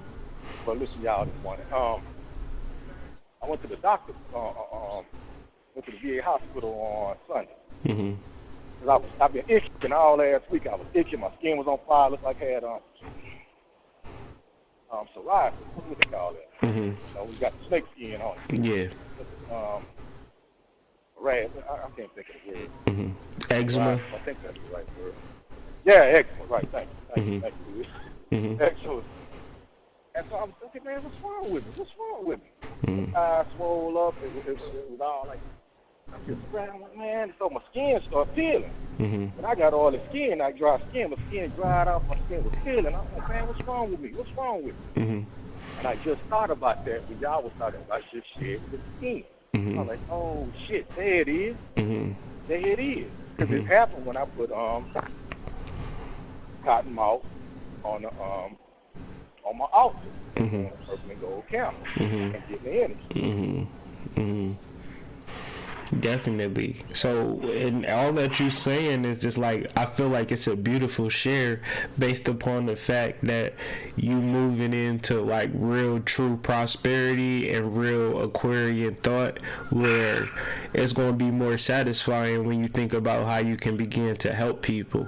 Not even saying that you don't help people, but making that kind of like a mission, or more like that's the next level once you get it. And I'm sure you've been getting concepts or kind of premonitions towards that. So I think that's part of this, the snake shedding, just kind of preparing the next generation, maybe some younger family members in your life that you probably want to take under the wing, some cousins, like your cousin looked out for you. But I feel like that's the next level. What you think? Yeah, man, my family members don't want to hear none of that shit. Shit. Yeah, shit. They, I tried to got doggone hip them with some of this about 10 years ago, and man, they ain't want to hear that shit. I was the devil. You know what I'm saying? They want to hear Jesus and going to church, That's all they want to hear. Okay. But when I was doing my ancestry work, I tapped in and I met I did meet a cousin who was conscious, and I had a family reunion. Okay. But like, it might not be family, it might be soul family, but it's definitely a point where I would say quote unquote audience or quote unquote social setting where because I think the idea is that you got a lot of knowledge to give. Fair to say. Okay, yeah.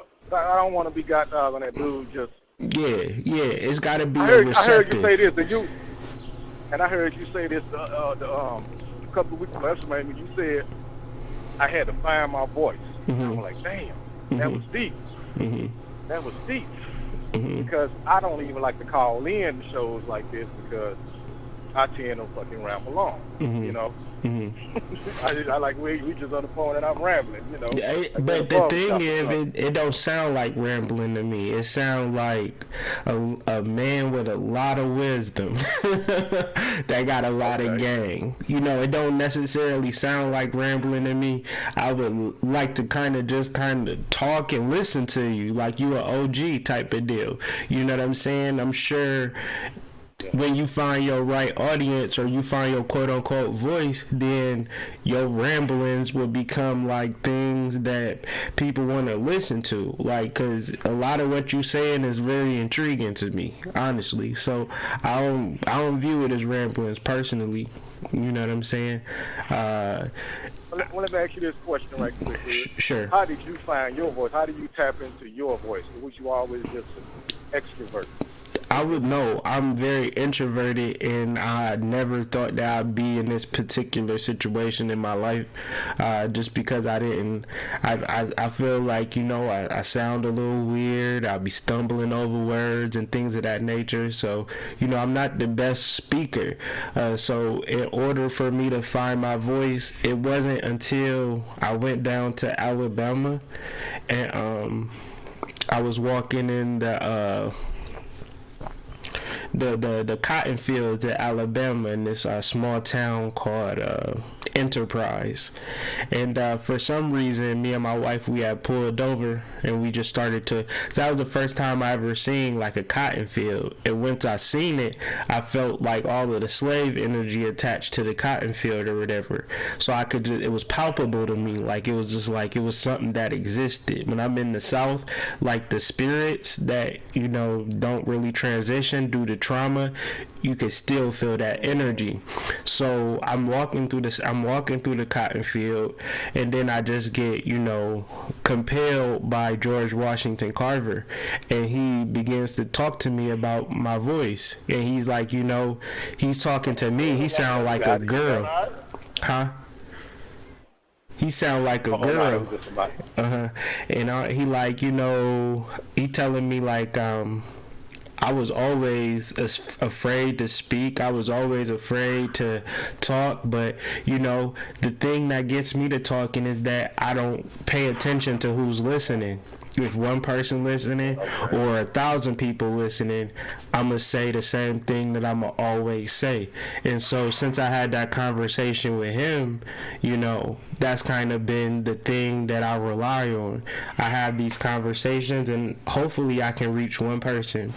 And with that idea, that I just always come from that perspective, and that was just like a real channel. Like I really was talking to George Washington Carver, and he was telling me about my voice, and you know, he was talking like this, and then I'm like, the way that he showed up, he had a real crazy voice. So I had to go online and look up his speeches, and the same way that he came to me in channel was the same way he sounded in real life.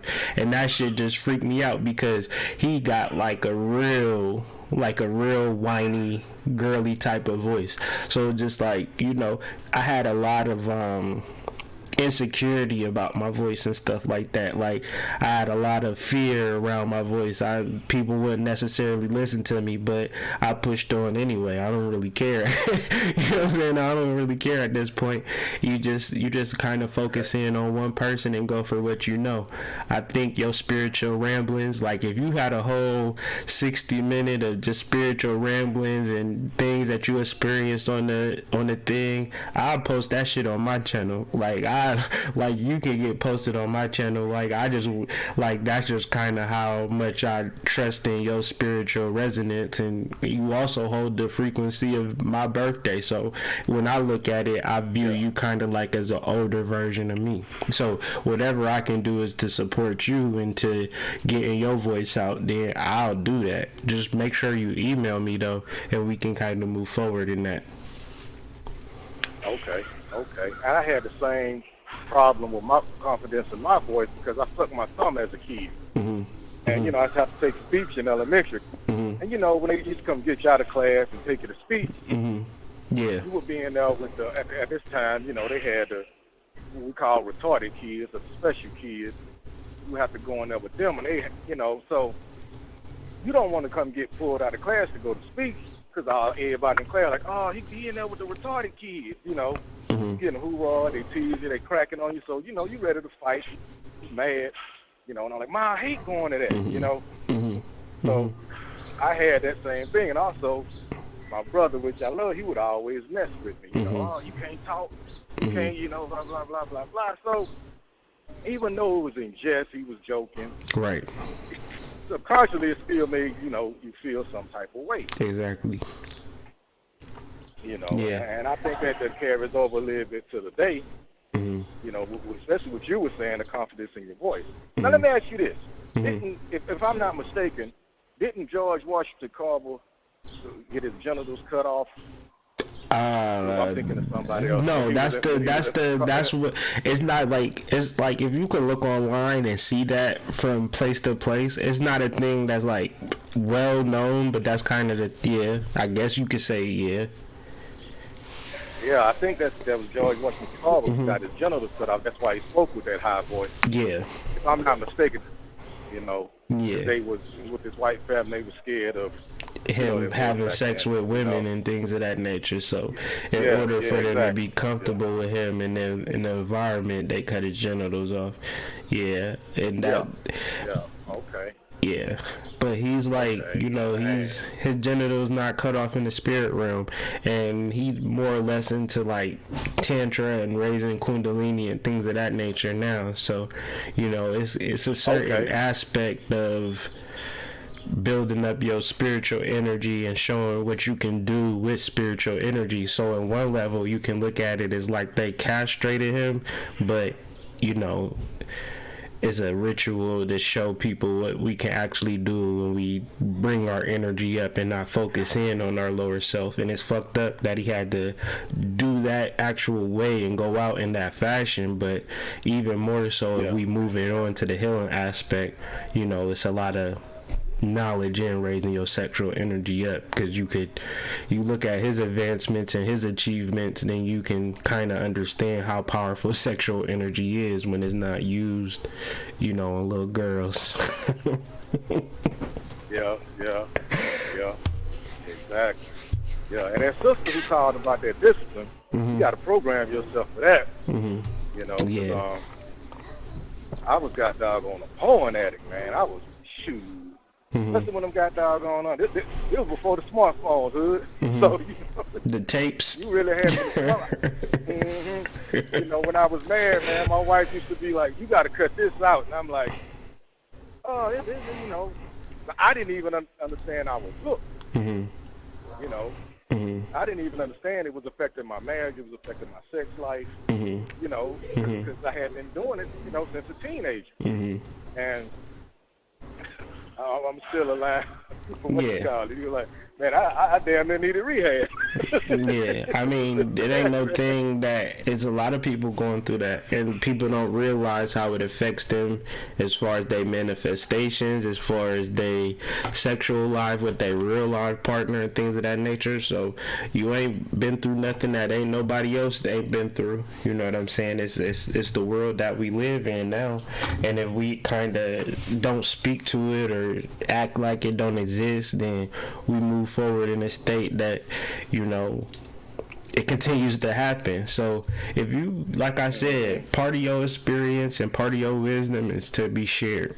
You know what I'm saying? So whenever you're in a space of sharing wisdom, it ain't no sense of fear or no sense of shame, because the things that you've been through, a lot of people probably have been through, and a lot of things you overcame, a lot of people haven't really necessarily overcame as of yet.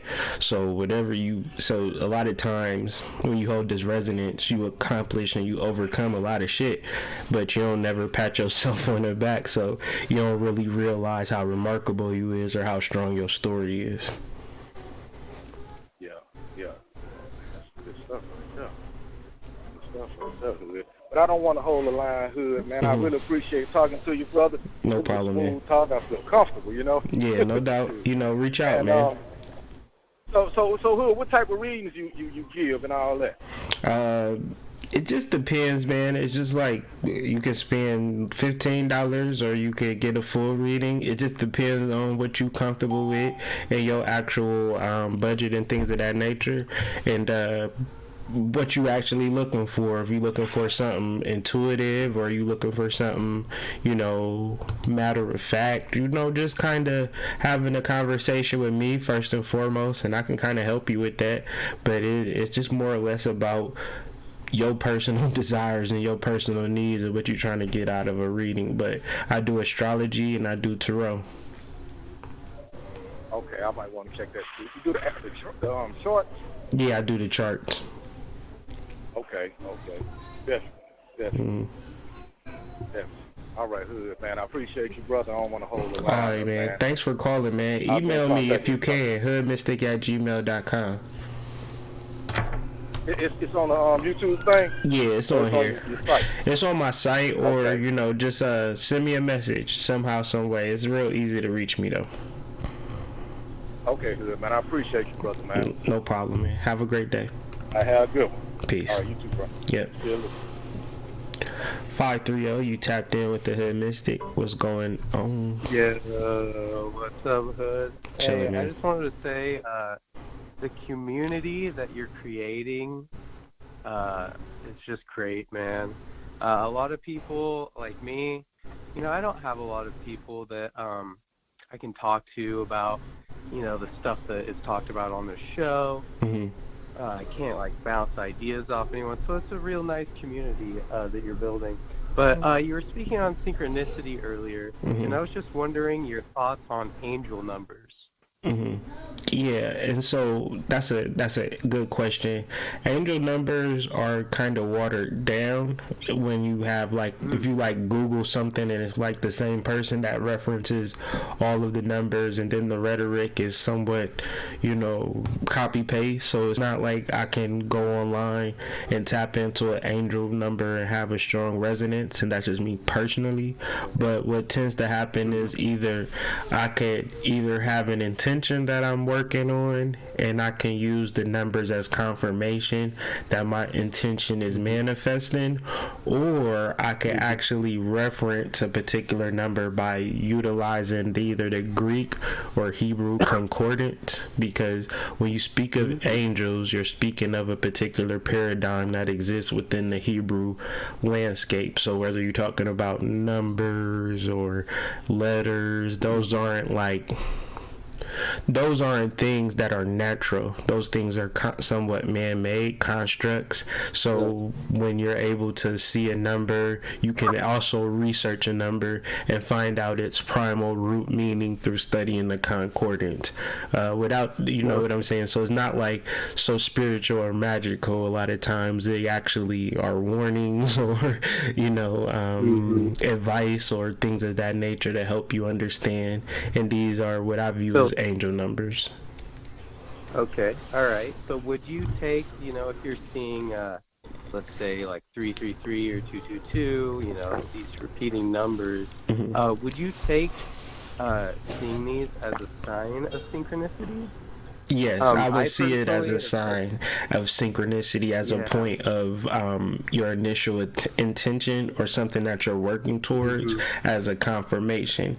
222 means a variety of things to a variety of people, so there's no real definite explanation for 1111 because it just means certain things to certain people. So in the idea of you seeing repeating numbers create what that number means, and then when you see it, it'll be a constant reminder. So it gets to a point where we're researching angel numbers, but we should actually program those angel numbers, and that's just my opinion. Right, and find our own meaning behind it. That's very interesting. All right, and then I got one more for you. Books, man. The stuff you talk about, like your whole, view on alchemy. I find it very fascinating, and alchemy is something that is close and dear to my heart. And I noticed that a lot of the stuff that you're mentioning are in some books like Manly P. Hall's Secret Teaching of All Ages. There's a book by so-called 3 initiates called the Kabbalion. I'm wondering if you've read any of these books or if you have any recommendations. Yeah, I've read Manly P. Hall's Secret of the Ages. I've read the Kabbalion. That's a big ass book. Yeah, that's that's probably Manly P. Hall is one of those books that's like, okay, that's like the prerequisite when you're like at Barnes and Nobles and you don't know nothing about like consciousness, but there's like Manly P. Hall books there, so you pick those up and you read them. But overall, the deeper shit that I'm really into, what I recommend to anybody who's into alchemy or spiritual development is this book right here, The Revelation of Saint John. It is by Zachary Lansdowne. And it's basically, because when you talk about alchemy, like I want a good book on alchemy, start with the Bible. Genesis is a book on alchemy, but then read Genesis and then read Revelation, and then take everything outside of the Bible, you know what I'm saying? And there you have the prerequisites of all alchemy, but you might need like a resource or a compendium to kind of help you understand exactly what you're reading. That's where Zachary Lansdowne comes in, and he helps you understand what Revelation is talking about at a psychological level. Very nice, man. Well, thank you for the information. And do you sell those hats, man, that are on your head? Coming soon. Coming soon. Get those out there, man. Those things are lit, man. Yeah, no problem. Yeah, they're coming soon. Actually, coming this week. But thank you for calling, man. Yeah, no problem. Take care, brother. No problem. Have a good one. 864, you tapped in with the Head Mystic. What's going on? Hi, good morning. Grand Rising, what's going on? Who am I speaking with? Brandy, I can't believe I'm talking with you. I love your work. Thank you, Brandy. Appreciate you. And just, I got 3 of books. I've grown so much to discovering your channel, and I'm just wanted to say hi. I don't necessarily have a question, but just sure. That's good. That's good. And happy that you decided to reach out and call, and you've been waiting on hold all of this time. I know it's like one little baby question. Well, I mean, yeah, I can. Wow. Oh, and congratulations on the baby. Yeah. Thank you. Thank you. Got a little bun in the oven.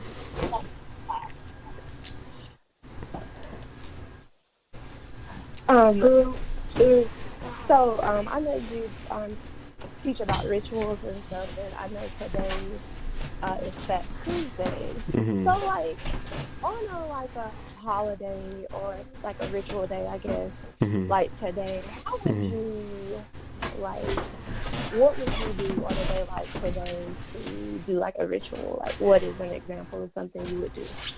An example of something that I would do on a Fat Tuesday. Yeah, so I would probably do like my wife said, because she came through on the clutch on that one.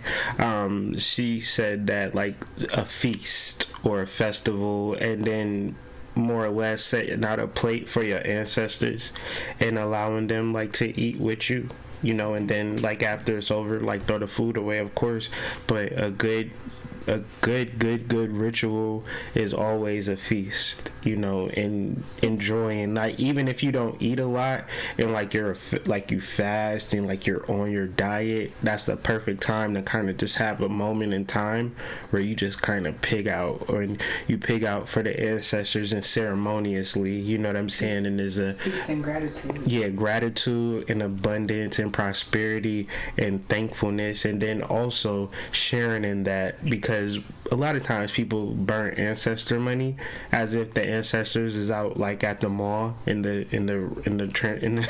spirit realm, but what actually sustains all life is food, you know, no matter what area that we tend to be in. I find that food is an awesome offering and an awesome, like, even liquor or a glass of wine too to go with your dinner, but as ceremoniously as you could prepare a meal would be probably the best thing to do on Fat Tuesday. But another thing is kind of listening to like marching music or like New Orleans jazz in the crib, and you know, just really having a good time. You know, if you got Mardi Gras beads at the crib, you know, just like really be festive. If you're not like in New Orleans, that's what I would do. Interesting. Okay, yeah, a song came to my mind just now. Mm-hmm. Is it Body Yaddy Dopalicious? Mm-hmm. I mean, I could just listen to that like over and over, and it's got like, I don't know, it's like kind of like Mardi Gras music. Every time I hear it, it kind of like makes me think of like the ancestors. Like I'll be in the backyard getting down like at night. Yeah, and it's just like one time I was out there and it was like I could almost like see like the ancestors, and it was almost like a line just of just marching and just like just having a good time. So yeah, I totally do that. Like that's a good recommendation. I was wondering, I'm kind of getting into like grimoire stuff and just like going places like I've never like even ever thought, you know. And part of that is like fun, because it could be very much of shadow work and darkness and exercise in that part, but then part of it could be like, when was the last time you had a good time? When was the last time you had a good meal? And those types of feelings and vibrations can't be manipulated or matriculated throughout the system. You actually have to go through that. You actually have to feel the vibes of the music and, you know, the Soul Train line and things of that nature, and enjoy that actual bliss of communion and community. And the fun part is that you don't even need to be with nobody. You could be by yourself, and the music and the actual ritual of having a good time is, you know, people going to join up. Because the thing about Fat Tuesday is, because when I was referencing my George Washington Carver story, me and my wife was actually en route to New Orleans. So when the spirits was very palpable, it was around Mardi Gras time, where like it just felt like an actual space where the ancestors were very present and very palpable, and you can see them and feel them. But it was more or less triggered through ritual, triggered through adventure, and triggered through action.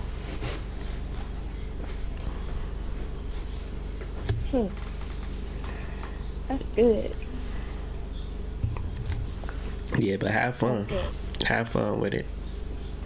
Awesome. Like, I'm so glad like I got through, and I'm just like can't believe I'm talking to you. And like again, I just really appreciate your work and what you put out for the community, and just like your tone and like everything is just so like vibrates like with my frequency, I guess. Yeah.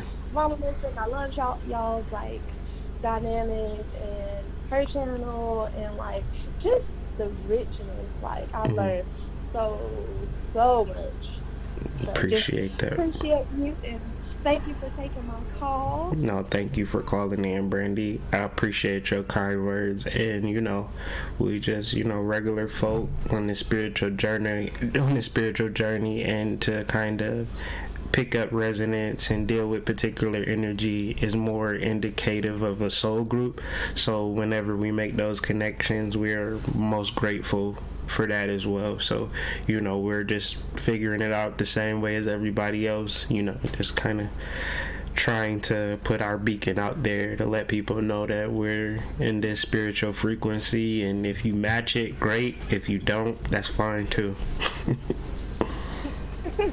Right. Yeah, for sure. Well, I hope you have a wonderful day. Same for you, Brandy. Everybody listening, peace to you guys. And thanks for calling. Yeah, thank you for taking my call. Take care. You too. Have a great day. Thank you. Peace.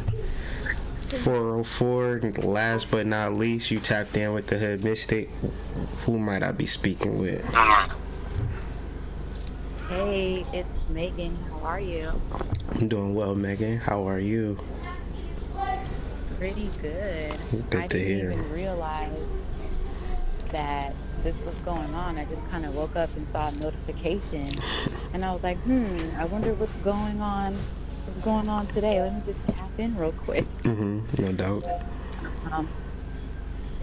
So basically, just to add to the conversation, I feel like everybody's kind of been seeing the same things and kind of being pretty much in the same energy. But I don't know, it's been like a lot of, I would say, chaos. Like I've been seeing and experiencing like a lot of chaos. But is your connotation to chaos positive or negative? It's both. Okay. There's been a lot of positive chaos and a lot of negative chaos, but chaos is just the same. But the funny thing is I've still been able to, like, whenever I just like kind of calm down and just take my way out of it for a second, the ancestors come through immediately, like with just messages. And it's been like a lot going on. Like I actually was face to face with someone that caused me a lot of trauma in the beginning of this month. Like growing up as a child, and to be able to be in front of them and just like not even be upset anymore, just forgiveness, because I know a lot of what I went through was the reason why I am where I am energetically now. Why I'm attuned to certain things, why I can always feel what other people are feeling around me. So yeah, it's been interesting.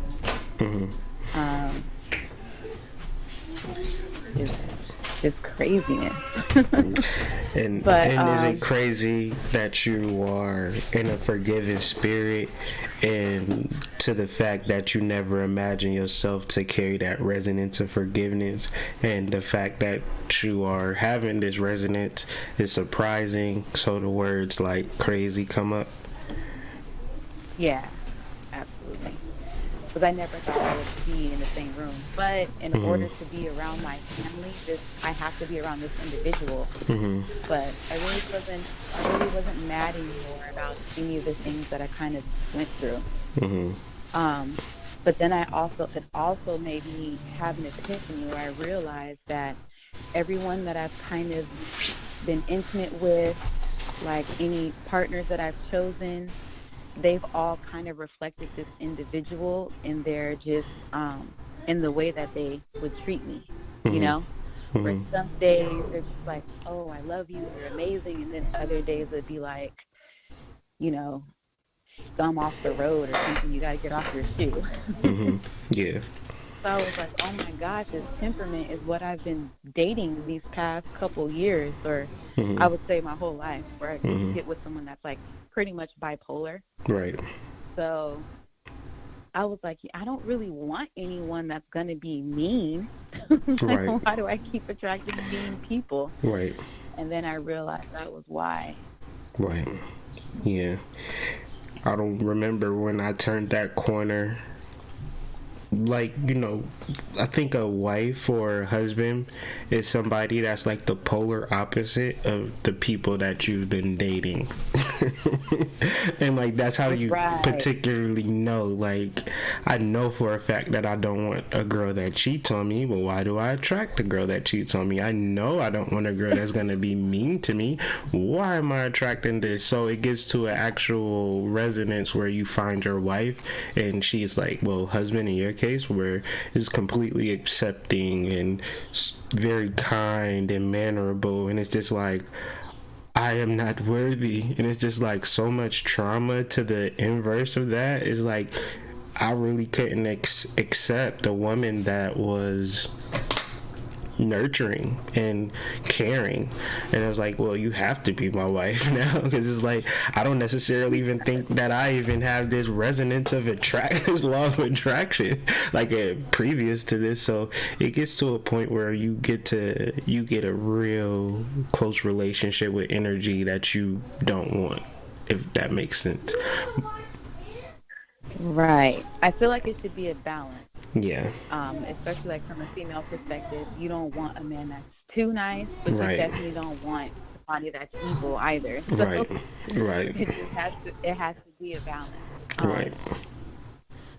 So that's been happening, but I just kind of been feeling a lot of shifts and changes pretty much, and I've just been but I feel like all of this is happening right now, because like you said, we're going through that stage of like shedding the skin, but you're still that same snake.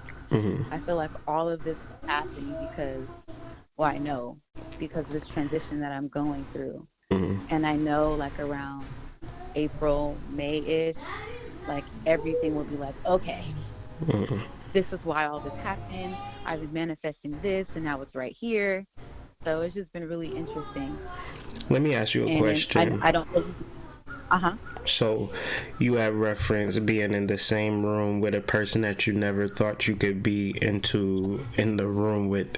But if I'm in alignment with the astrology, one would say that you've actually been doing some kind of work surrounding this area that allowed you to be in this frame of mind, in the space and time that you were in. And the only way I'm asking, have you done any work on this area, is because Lilith represents the actual magical modality of healing your wounds when it comes into contact with Chiron, because that's healing the wounds through some form of magic or psychology or indirect means that the direct means just never could get it done. So is that in alignment with you, or was it completely coincidental? I wouldn't say that consciously I wasn't aware of any of that. It was just like this energy inside me was just like, you have to, like start forgiving. You have to be forgiving. It was just like, I was just like, we've talked before, you told me like to go back and make my childhood experience be a positive one, like even if it wasn't, just so like I can kind of get through and see what it is that really needed to be fixed. And what it was just like me just being so, my anger and hate that I had for this person was holding me back. Right. Pretty much. And I wasn't really able to see it that way, because I was like, no, this person deserves to be hated. Yeah, and this anger. Yeah, but then I realized like that's just energy that's not gonna do anything for me. That's the energy that I need to call back to myself and realize that because of what I went through, I'm able to help other people that are going through the same things. And for me to really blossom the way I'm supposed to, I have to heal that wound. You know, you can say you're okay, but you have a hole in your arm. Right. There has to be some form of bandaging or healing that needs to take place. And so that speaks to anger, guilt, shame. It's like a hole in your arm. Right, so we could say it's just a visible part, or it's affecting a different body, like a vital body or a mental body that's very damaged. But since we don't see it, we imagine that there's no apparatus of care that needs to take place. But the reality is that actually, you know, some patchworking could be actually done to facilitate healing, that could facilitate you to be in the same spaces, not as a nod to him, but as a nod to you, that you're actually healing. You know, that pain is not there, it's not so visible, it's not so present, and with that you're able to kind of look forward and create positive moments utilizing the soul and things of that nature, because one, you know it works, and two, it's really time to move on and have a blissful relationship, more of what your soul is really calling out for. Exactly. And it's funny how you see it show up in all different areas of your life. Like in the professional field, it's just, I've always kind of been like very passive when it came to certain things. Like, yeah, I'm a hard worker, I get things done, I'm a leader, all this and all that. But then I just started realizing like, this is a fraction of what I want. I really want to be doing this, you know? I want to have my life back. I don't want to do the retail aspect of what I do anymore. I just want to focus on doing makeup and making a lot of money doing that and meeting a lot of people doing that. So the anger is part of it, though. So exercising the anger, it allows you to be in those spaces. Sorry to interrupt. Oh, no worries at all. But I just kind of realized that I have to like stop waiting and just start doing, and knowing that I'm gonna get where I want to be sooner than I think. Yeah, definitely.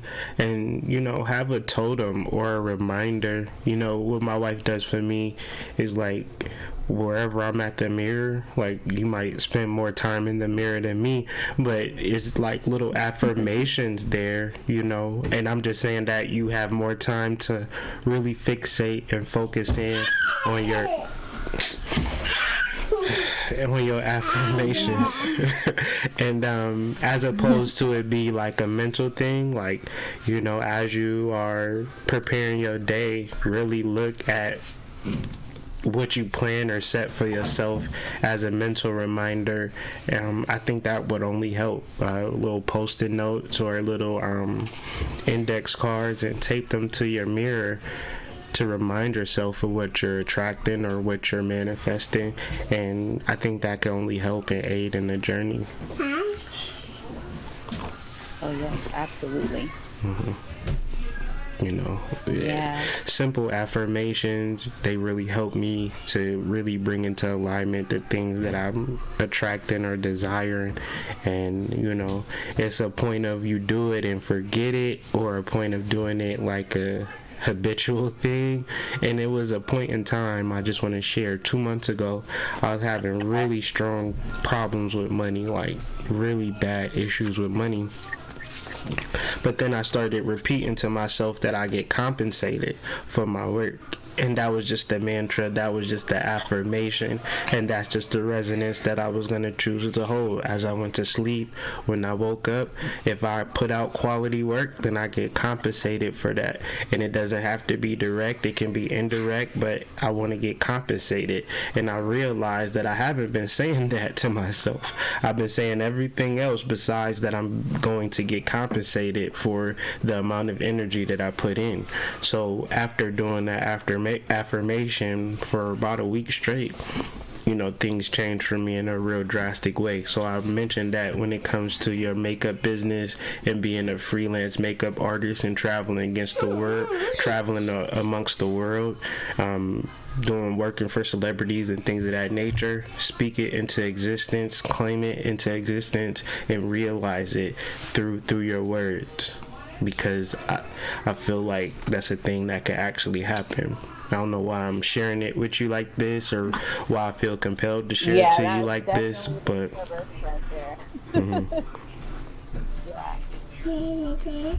I will. Okay. I'm ready at this point. Really speak it into existence, and I know that's cliche, but don't allow it to be cliche. Understand that when you begin to verbalize it unto self begins to show you and realize it. And it's a matter of speaking it and hearing it and claiming it. It's not a point of wishing or wanting or hoping. It's a different vibration.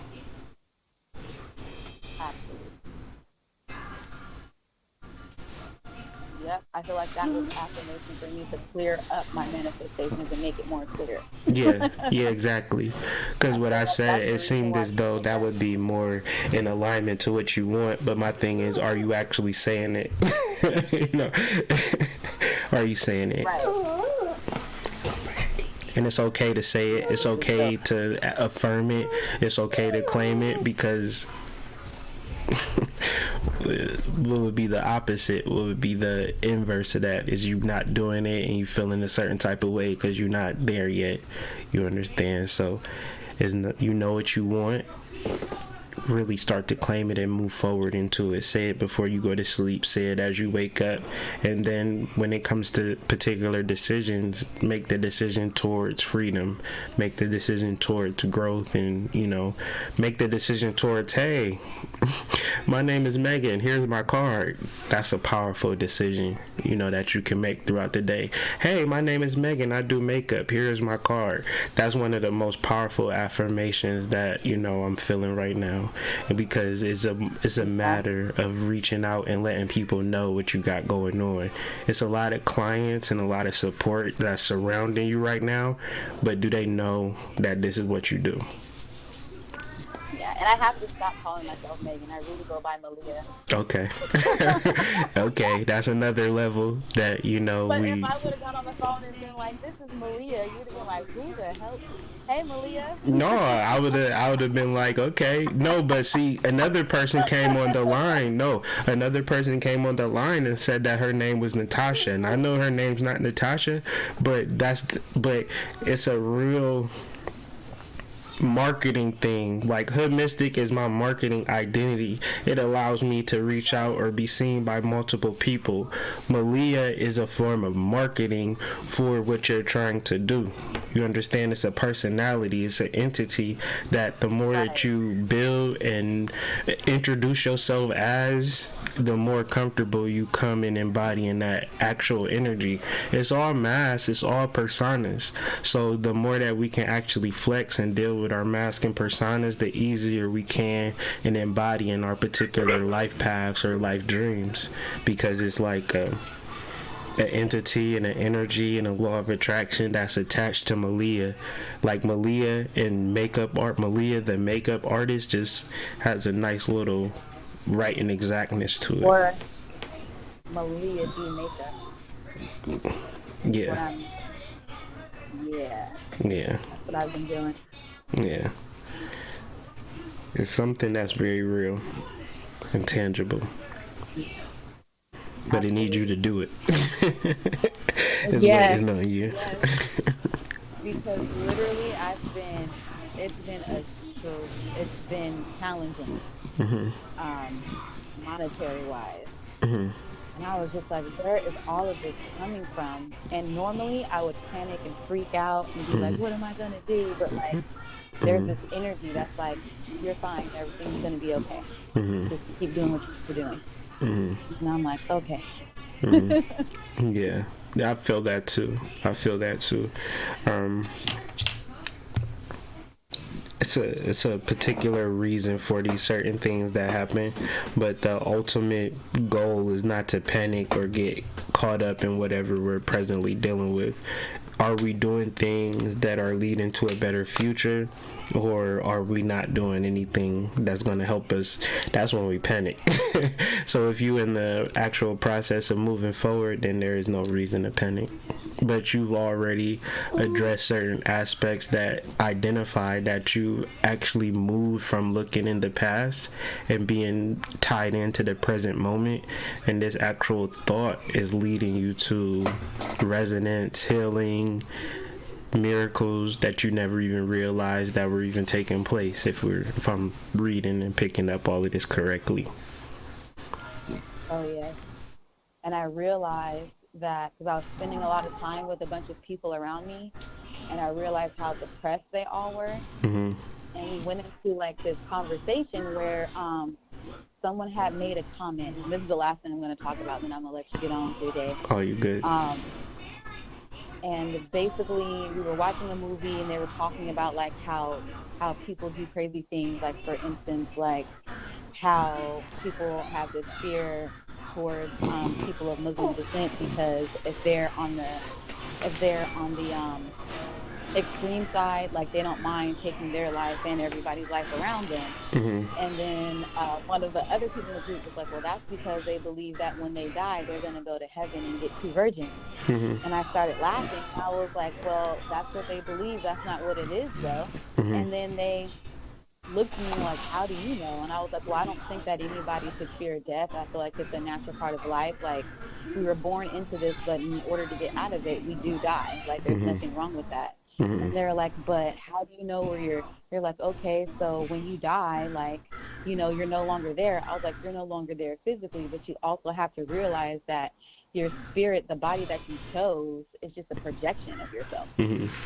Of your soul. It's not really, it's just your body. I was it's like, a vehicle. Your body, yeah, I was like, when you leave your body, you're still the same person. And they're like, what? I'm like, I mean, your personality might be different, but you know who you are on the inside. And then they're like, well, how do you know? Have you ever died? And then I just looked at them and I was like, well, we all have, but we're not going to go there because clearly you guys don't remember, and it's fine. They just looked at me like I was crazy, like I had 8 heads and 15 eyes. And I was like, yeah, I can't be around this group like that. Yeah. Because wow. They've never left their bodies, like not even astral projection in a dream. Like they don't know what it's like to leave their body. Yeah, that's a real powerful thing, because when you reference the society at large, it's more or less about gender identification, racial identification, you know, age identification, career identification. But when it's like actual soul identification and all of the implications that come with the soul, past lifetime, inherent abilities, particular psychic abilities and things of that nature, people are kind of shut off from that realization. So it's always fortunate, and I'm always grateful to, you know, come on these lives and have conversations in relation to spiritual conversation, where it's an open dialogue. There's no shame, there's no like weirdness about it, because I realize that through my normal day, if I'm gonna start to speak about, you know, maybe you should do a graveyard ritual, people gonna look at me like, you know, gonna, you know, stone me or some shit like that. You feel what I'm saying? So it's just a real point of having these conversations and having this platform, or even talking to my friends on the daily. I really value the soul group, because I know that in society and groupings, it just doesn't exist. And, you know, that's why we're having this convo. I say it doesn't really exist in America per se. True. But me growing up in the background I grew up in, like being Creole and Ethiopian, it's just like undeniable. Okay. So, yeah, a village mentality. Did you grow up in a village? No, I didn't grow up in a village. My mom was very Christian, but there was still this energy that was always around me that I always knew. You know what I'm saying? Like I just knew that I was different. I knew. I guess I was born knowing that I knew. Do you see things And that then other as I people got don't older, see? all the time. But when I talk to people that are not from America, like say they're from any other part, like Trinidad or St. Thomas, or just somewhere like the islands or whatever, and they're of African descent. Greens are not of African descent, but I feel like, anyway, that's another conversation. But I feel like people that were born like in Haiti or anything like that, none of this is unusual to them. Right. Not And weird. They're like, yeah. oh yeah, I left my body many times. I've seen my ancestors and everything. And in order for them to understand what I was talking about, I was like, you guys never watched Black Panther and you saw how he went into that state of mind where he went to go see his ancestors. I was like, even though you might think that's fantasy, that's real. Yeah, a lot of American like, people I aren't was like, trained up. cats and everything. That's why I have cats around me. Yeah, me too. Me too. Black cats in particular. But it's a point of American. That's why, like, it's rare for American men to have a deep spiritual conversation. Like, just to go into like the barber shop and talk about past lives. That's weird or rare. That's like, and that's okay. But hopefully, through this work and through these things, I'm talking to people, we can have these dialogues where we can just, and then other people can listen, because me and you having this conversation, there's people listening and they're thinking like, damn, I thought I was fucking weird for having these feelings or having these thoughts and things like that. But if we're able to commune in a fashion where I get it, you get it, we understand each other, and we're not weirded out by the mere fact of ancestors, it's good for American people. Like I understand, like in other cultures and other parts around the world, they got it, but we are like very, very far behind as a culture, as a society. We think it's all about having rims on our car and stuff still.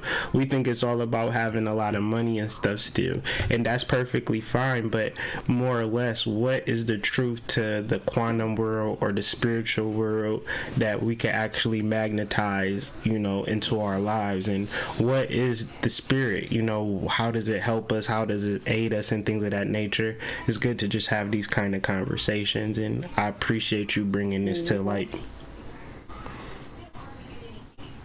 Likewise, it's always nice to be able to talk to someone that's, vibrating and understanding the way you are. Yeah, and that's hard to really come by in this country. So, it's it's something that I hope to continue to do, and have these conversations and continue to prove a different dimension and a different reality beyond what we've been shown in this country. So, thank you for calling out. And you said you were born in, or you from Ethiopia? No, so my dad's side of the family is Ethiopian and Irish, and then my mom is Creole, so she's from New Orleans. Okay. Just, you got a whole big magical party going on. You were dealing with the druids and some what's the Queen of Sheba energy. Oh my gosh, I'll be around people and I already know what they're feeling and what they're thinking, and I'll just say it and they'll be like, what? And I'll be like, yeah, well, that's what you were feeling, right? And they'll be like, but I didn't say anything. I was like, okay. Even still, you good? Yeah, I tell my wife all the time, like, your thought's not in your head. I heard that thought. I heard that. It's a flow. That was rude, but it's okay. Yeah, that was mean. That was low key mean, but okay. Whatever. Yeah.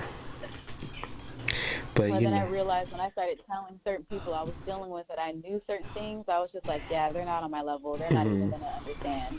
And then if you're already like that and then you decide to intertwine your sexual energies with that person, it goes on another level. Yeah, you know, and I'm gonna just say something. It's very, because it's just like open and honest share.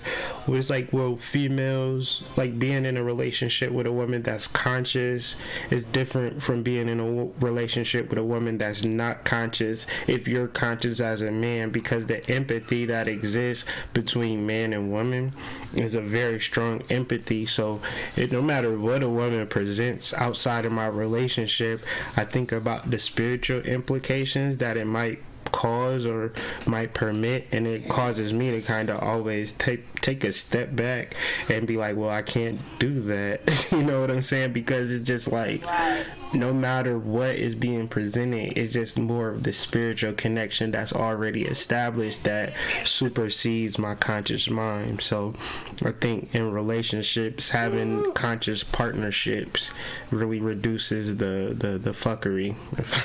I couldn't think of no better word.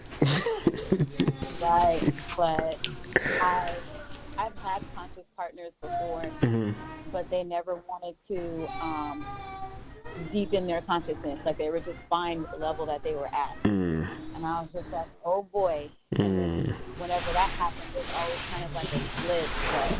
But I have hope, I have faith that I will meet someone that will come along and will help each other continue to grow in all aspects. I think overall, that's what, if like you listen to this conversation again and you find like you like thread the needle, you will see like that's more or less my implication of the spiritual process that you actually been going through, is the preparation for a divine masculine. So the things that I'm kind of hinting at or dropping at, and we kind of speaking around, and now we kind of doing like the Fibonacci circle, and we getting to the point, you know.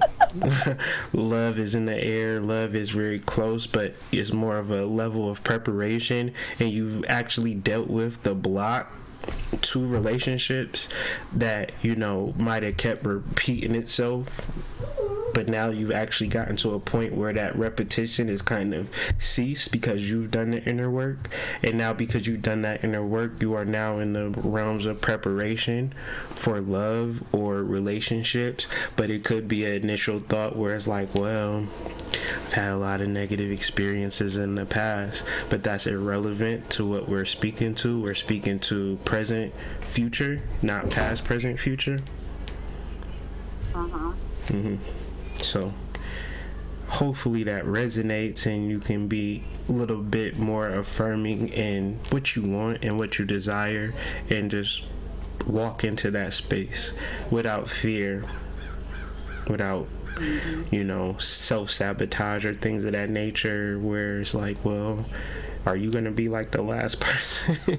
You know, removing that energy and just accepting and embracing the divine masculine as it presents itself to you in these next coming days.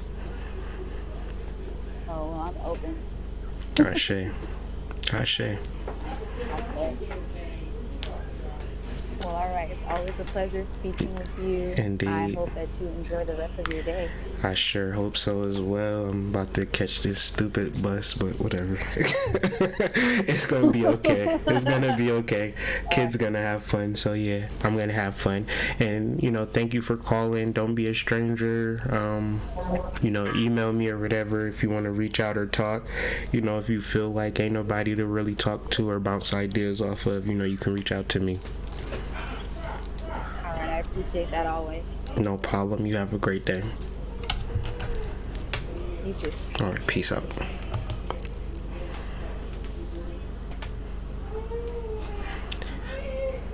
This has been another wonderful share. Taps in with the Hood Mystic is turning into its own little thing, and I'm grateful and appreciative of that. But we did talk about some information at the beginning, so if you want to tie into what we've actually built upon, it is solutions for idol worship. So be sure to read the article and things of that nature. Listen to this video again if you didn't get the beginning part. Talk for about like 25 minutes. So Very simple stuff, positive spiritual things in relation to the astrology, and then kind of dealing with the conversation of people dealing with the same type of energy, and then being able to speak to it is kind of like a real gift, and I'm excited and feel like it's very important to share. So for that matter, I'll be here tomorrow to discuss more things in relation to astrology and how it affects the whole collective consciousness. Be sure to like this video, subscribe to my channel, share this video to all of your friends on social media, tell somebody about it in actual public. You need to listen to this guy, Hood Mystic. He be doing this show every morning at 8 a.m. Daily energy reading. Tune in, you know what I'm saying? Every morning, 5 days a week. And I'll see you guys tomorrow at 8. Thank you guys for watching, being good sports about this whole thing. And y'all have a wonderful, wonderful day. See y'all tomorrow. Peace.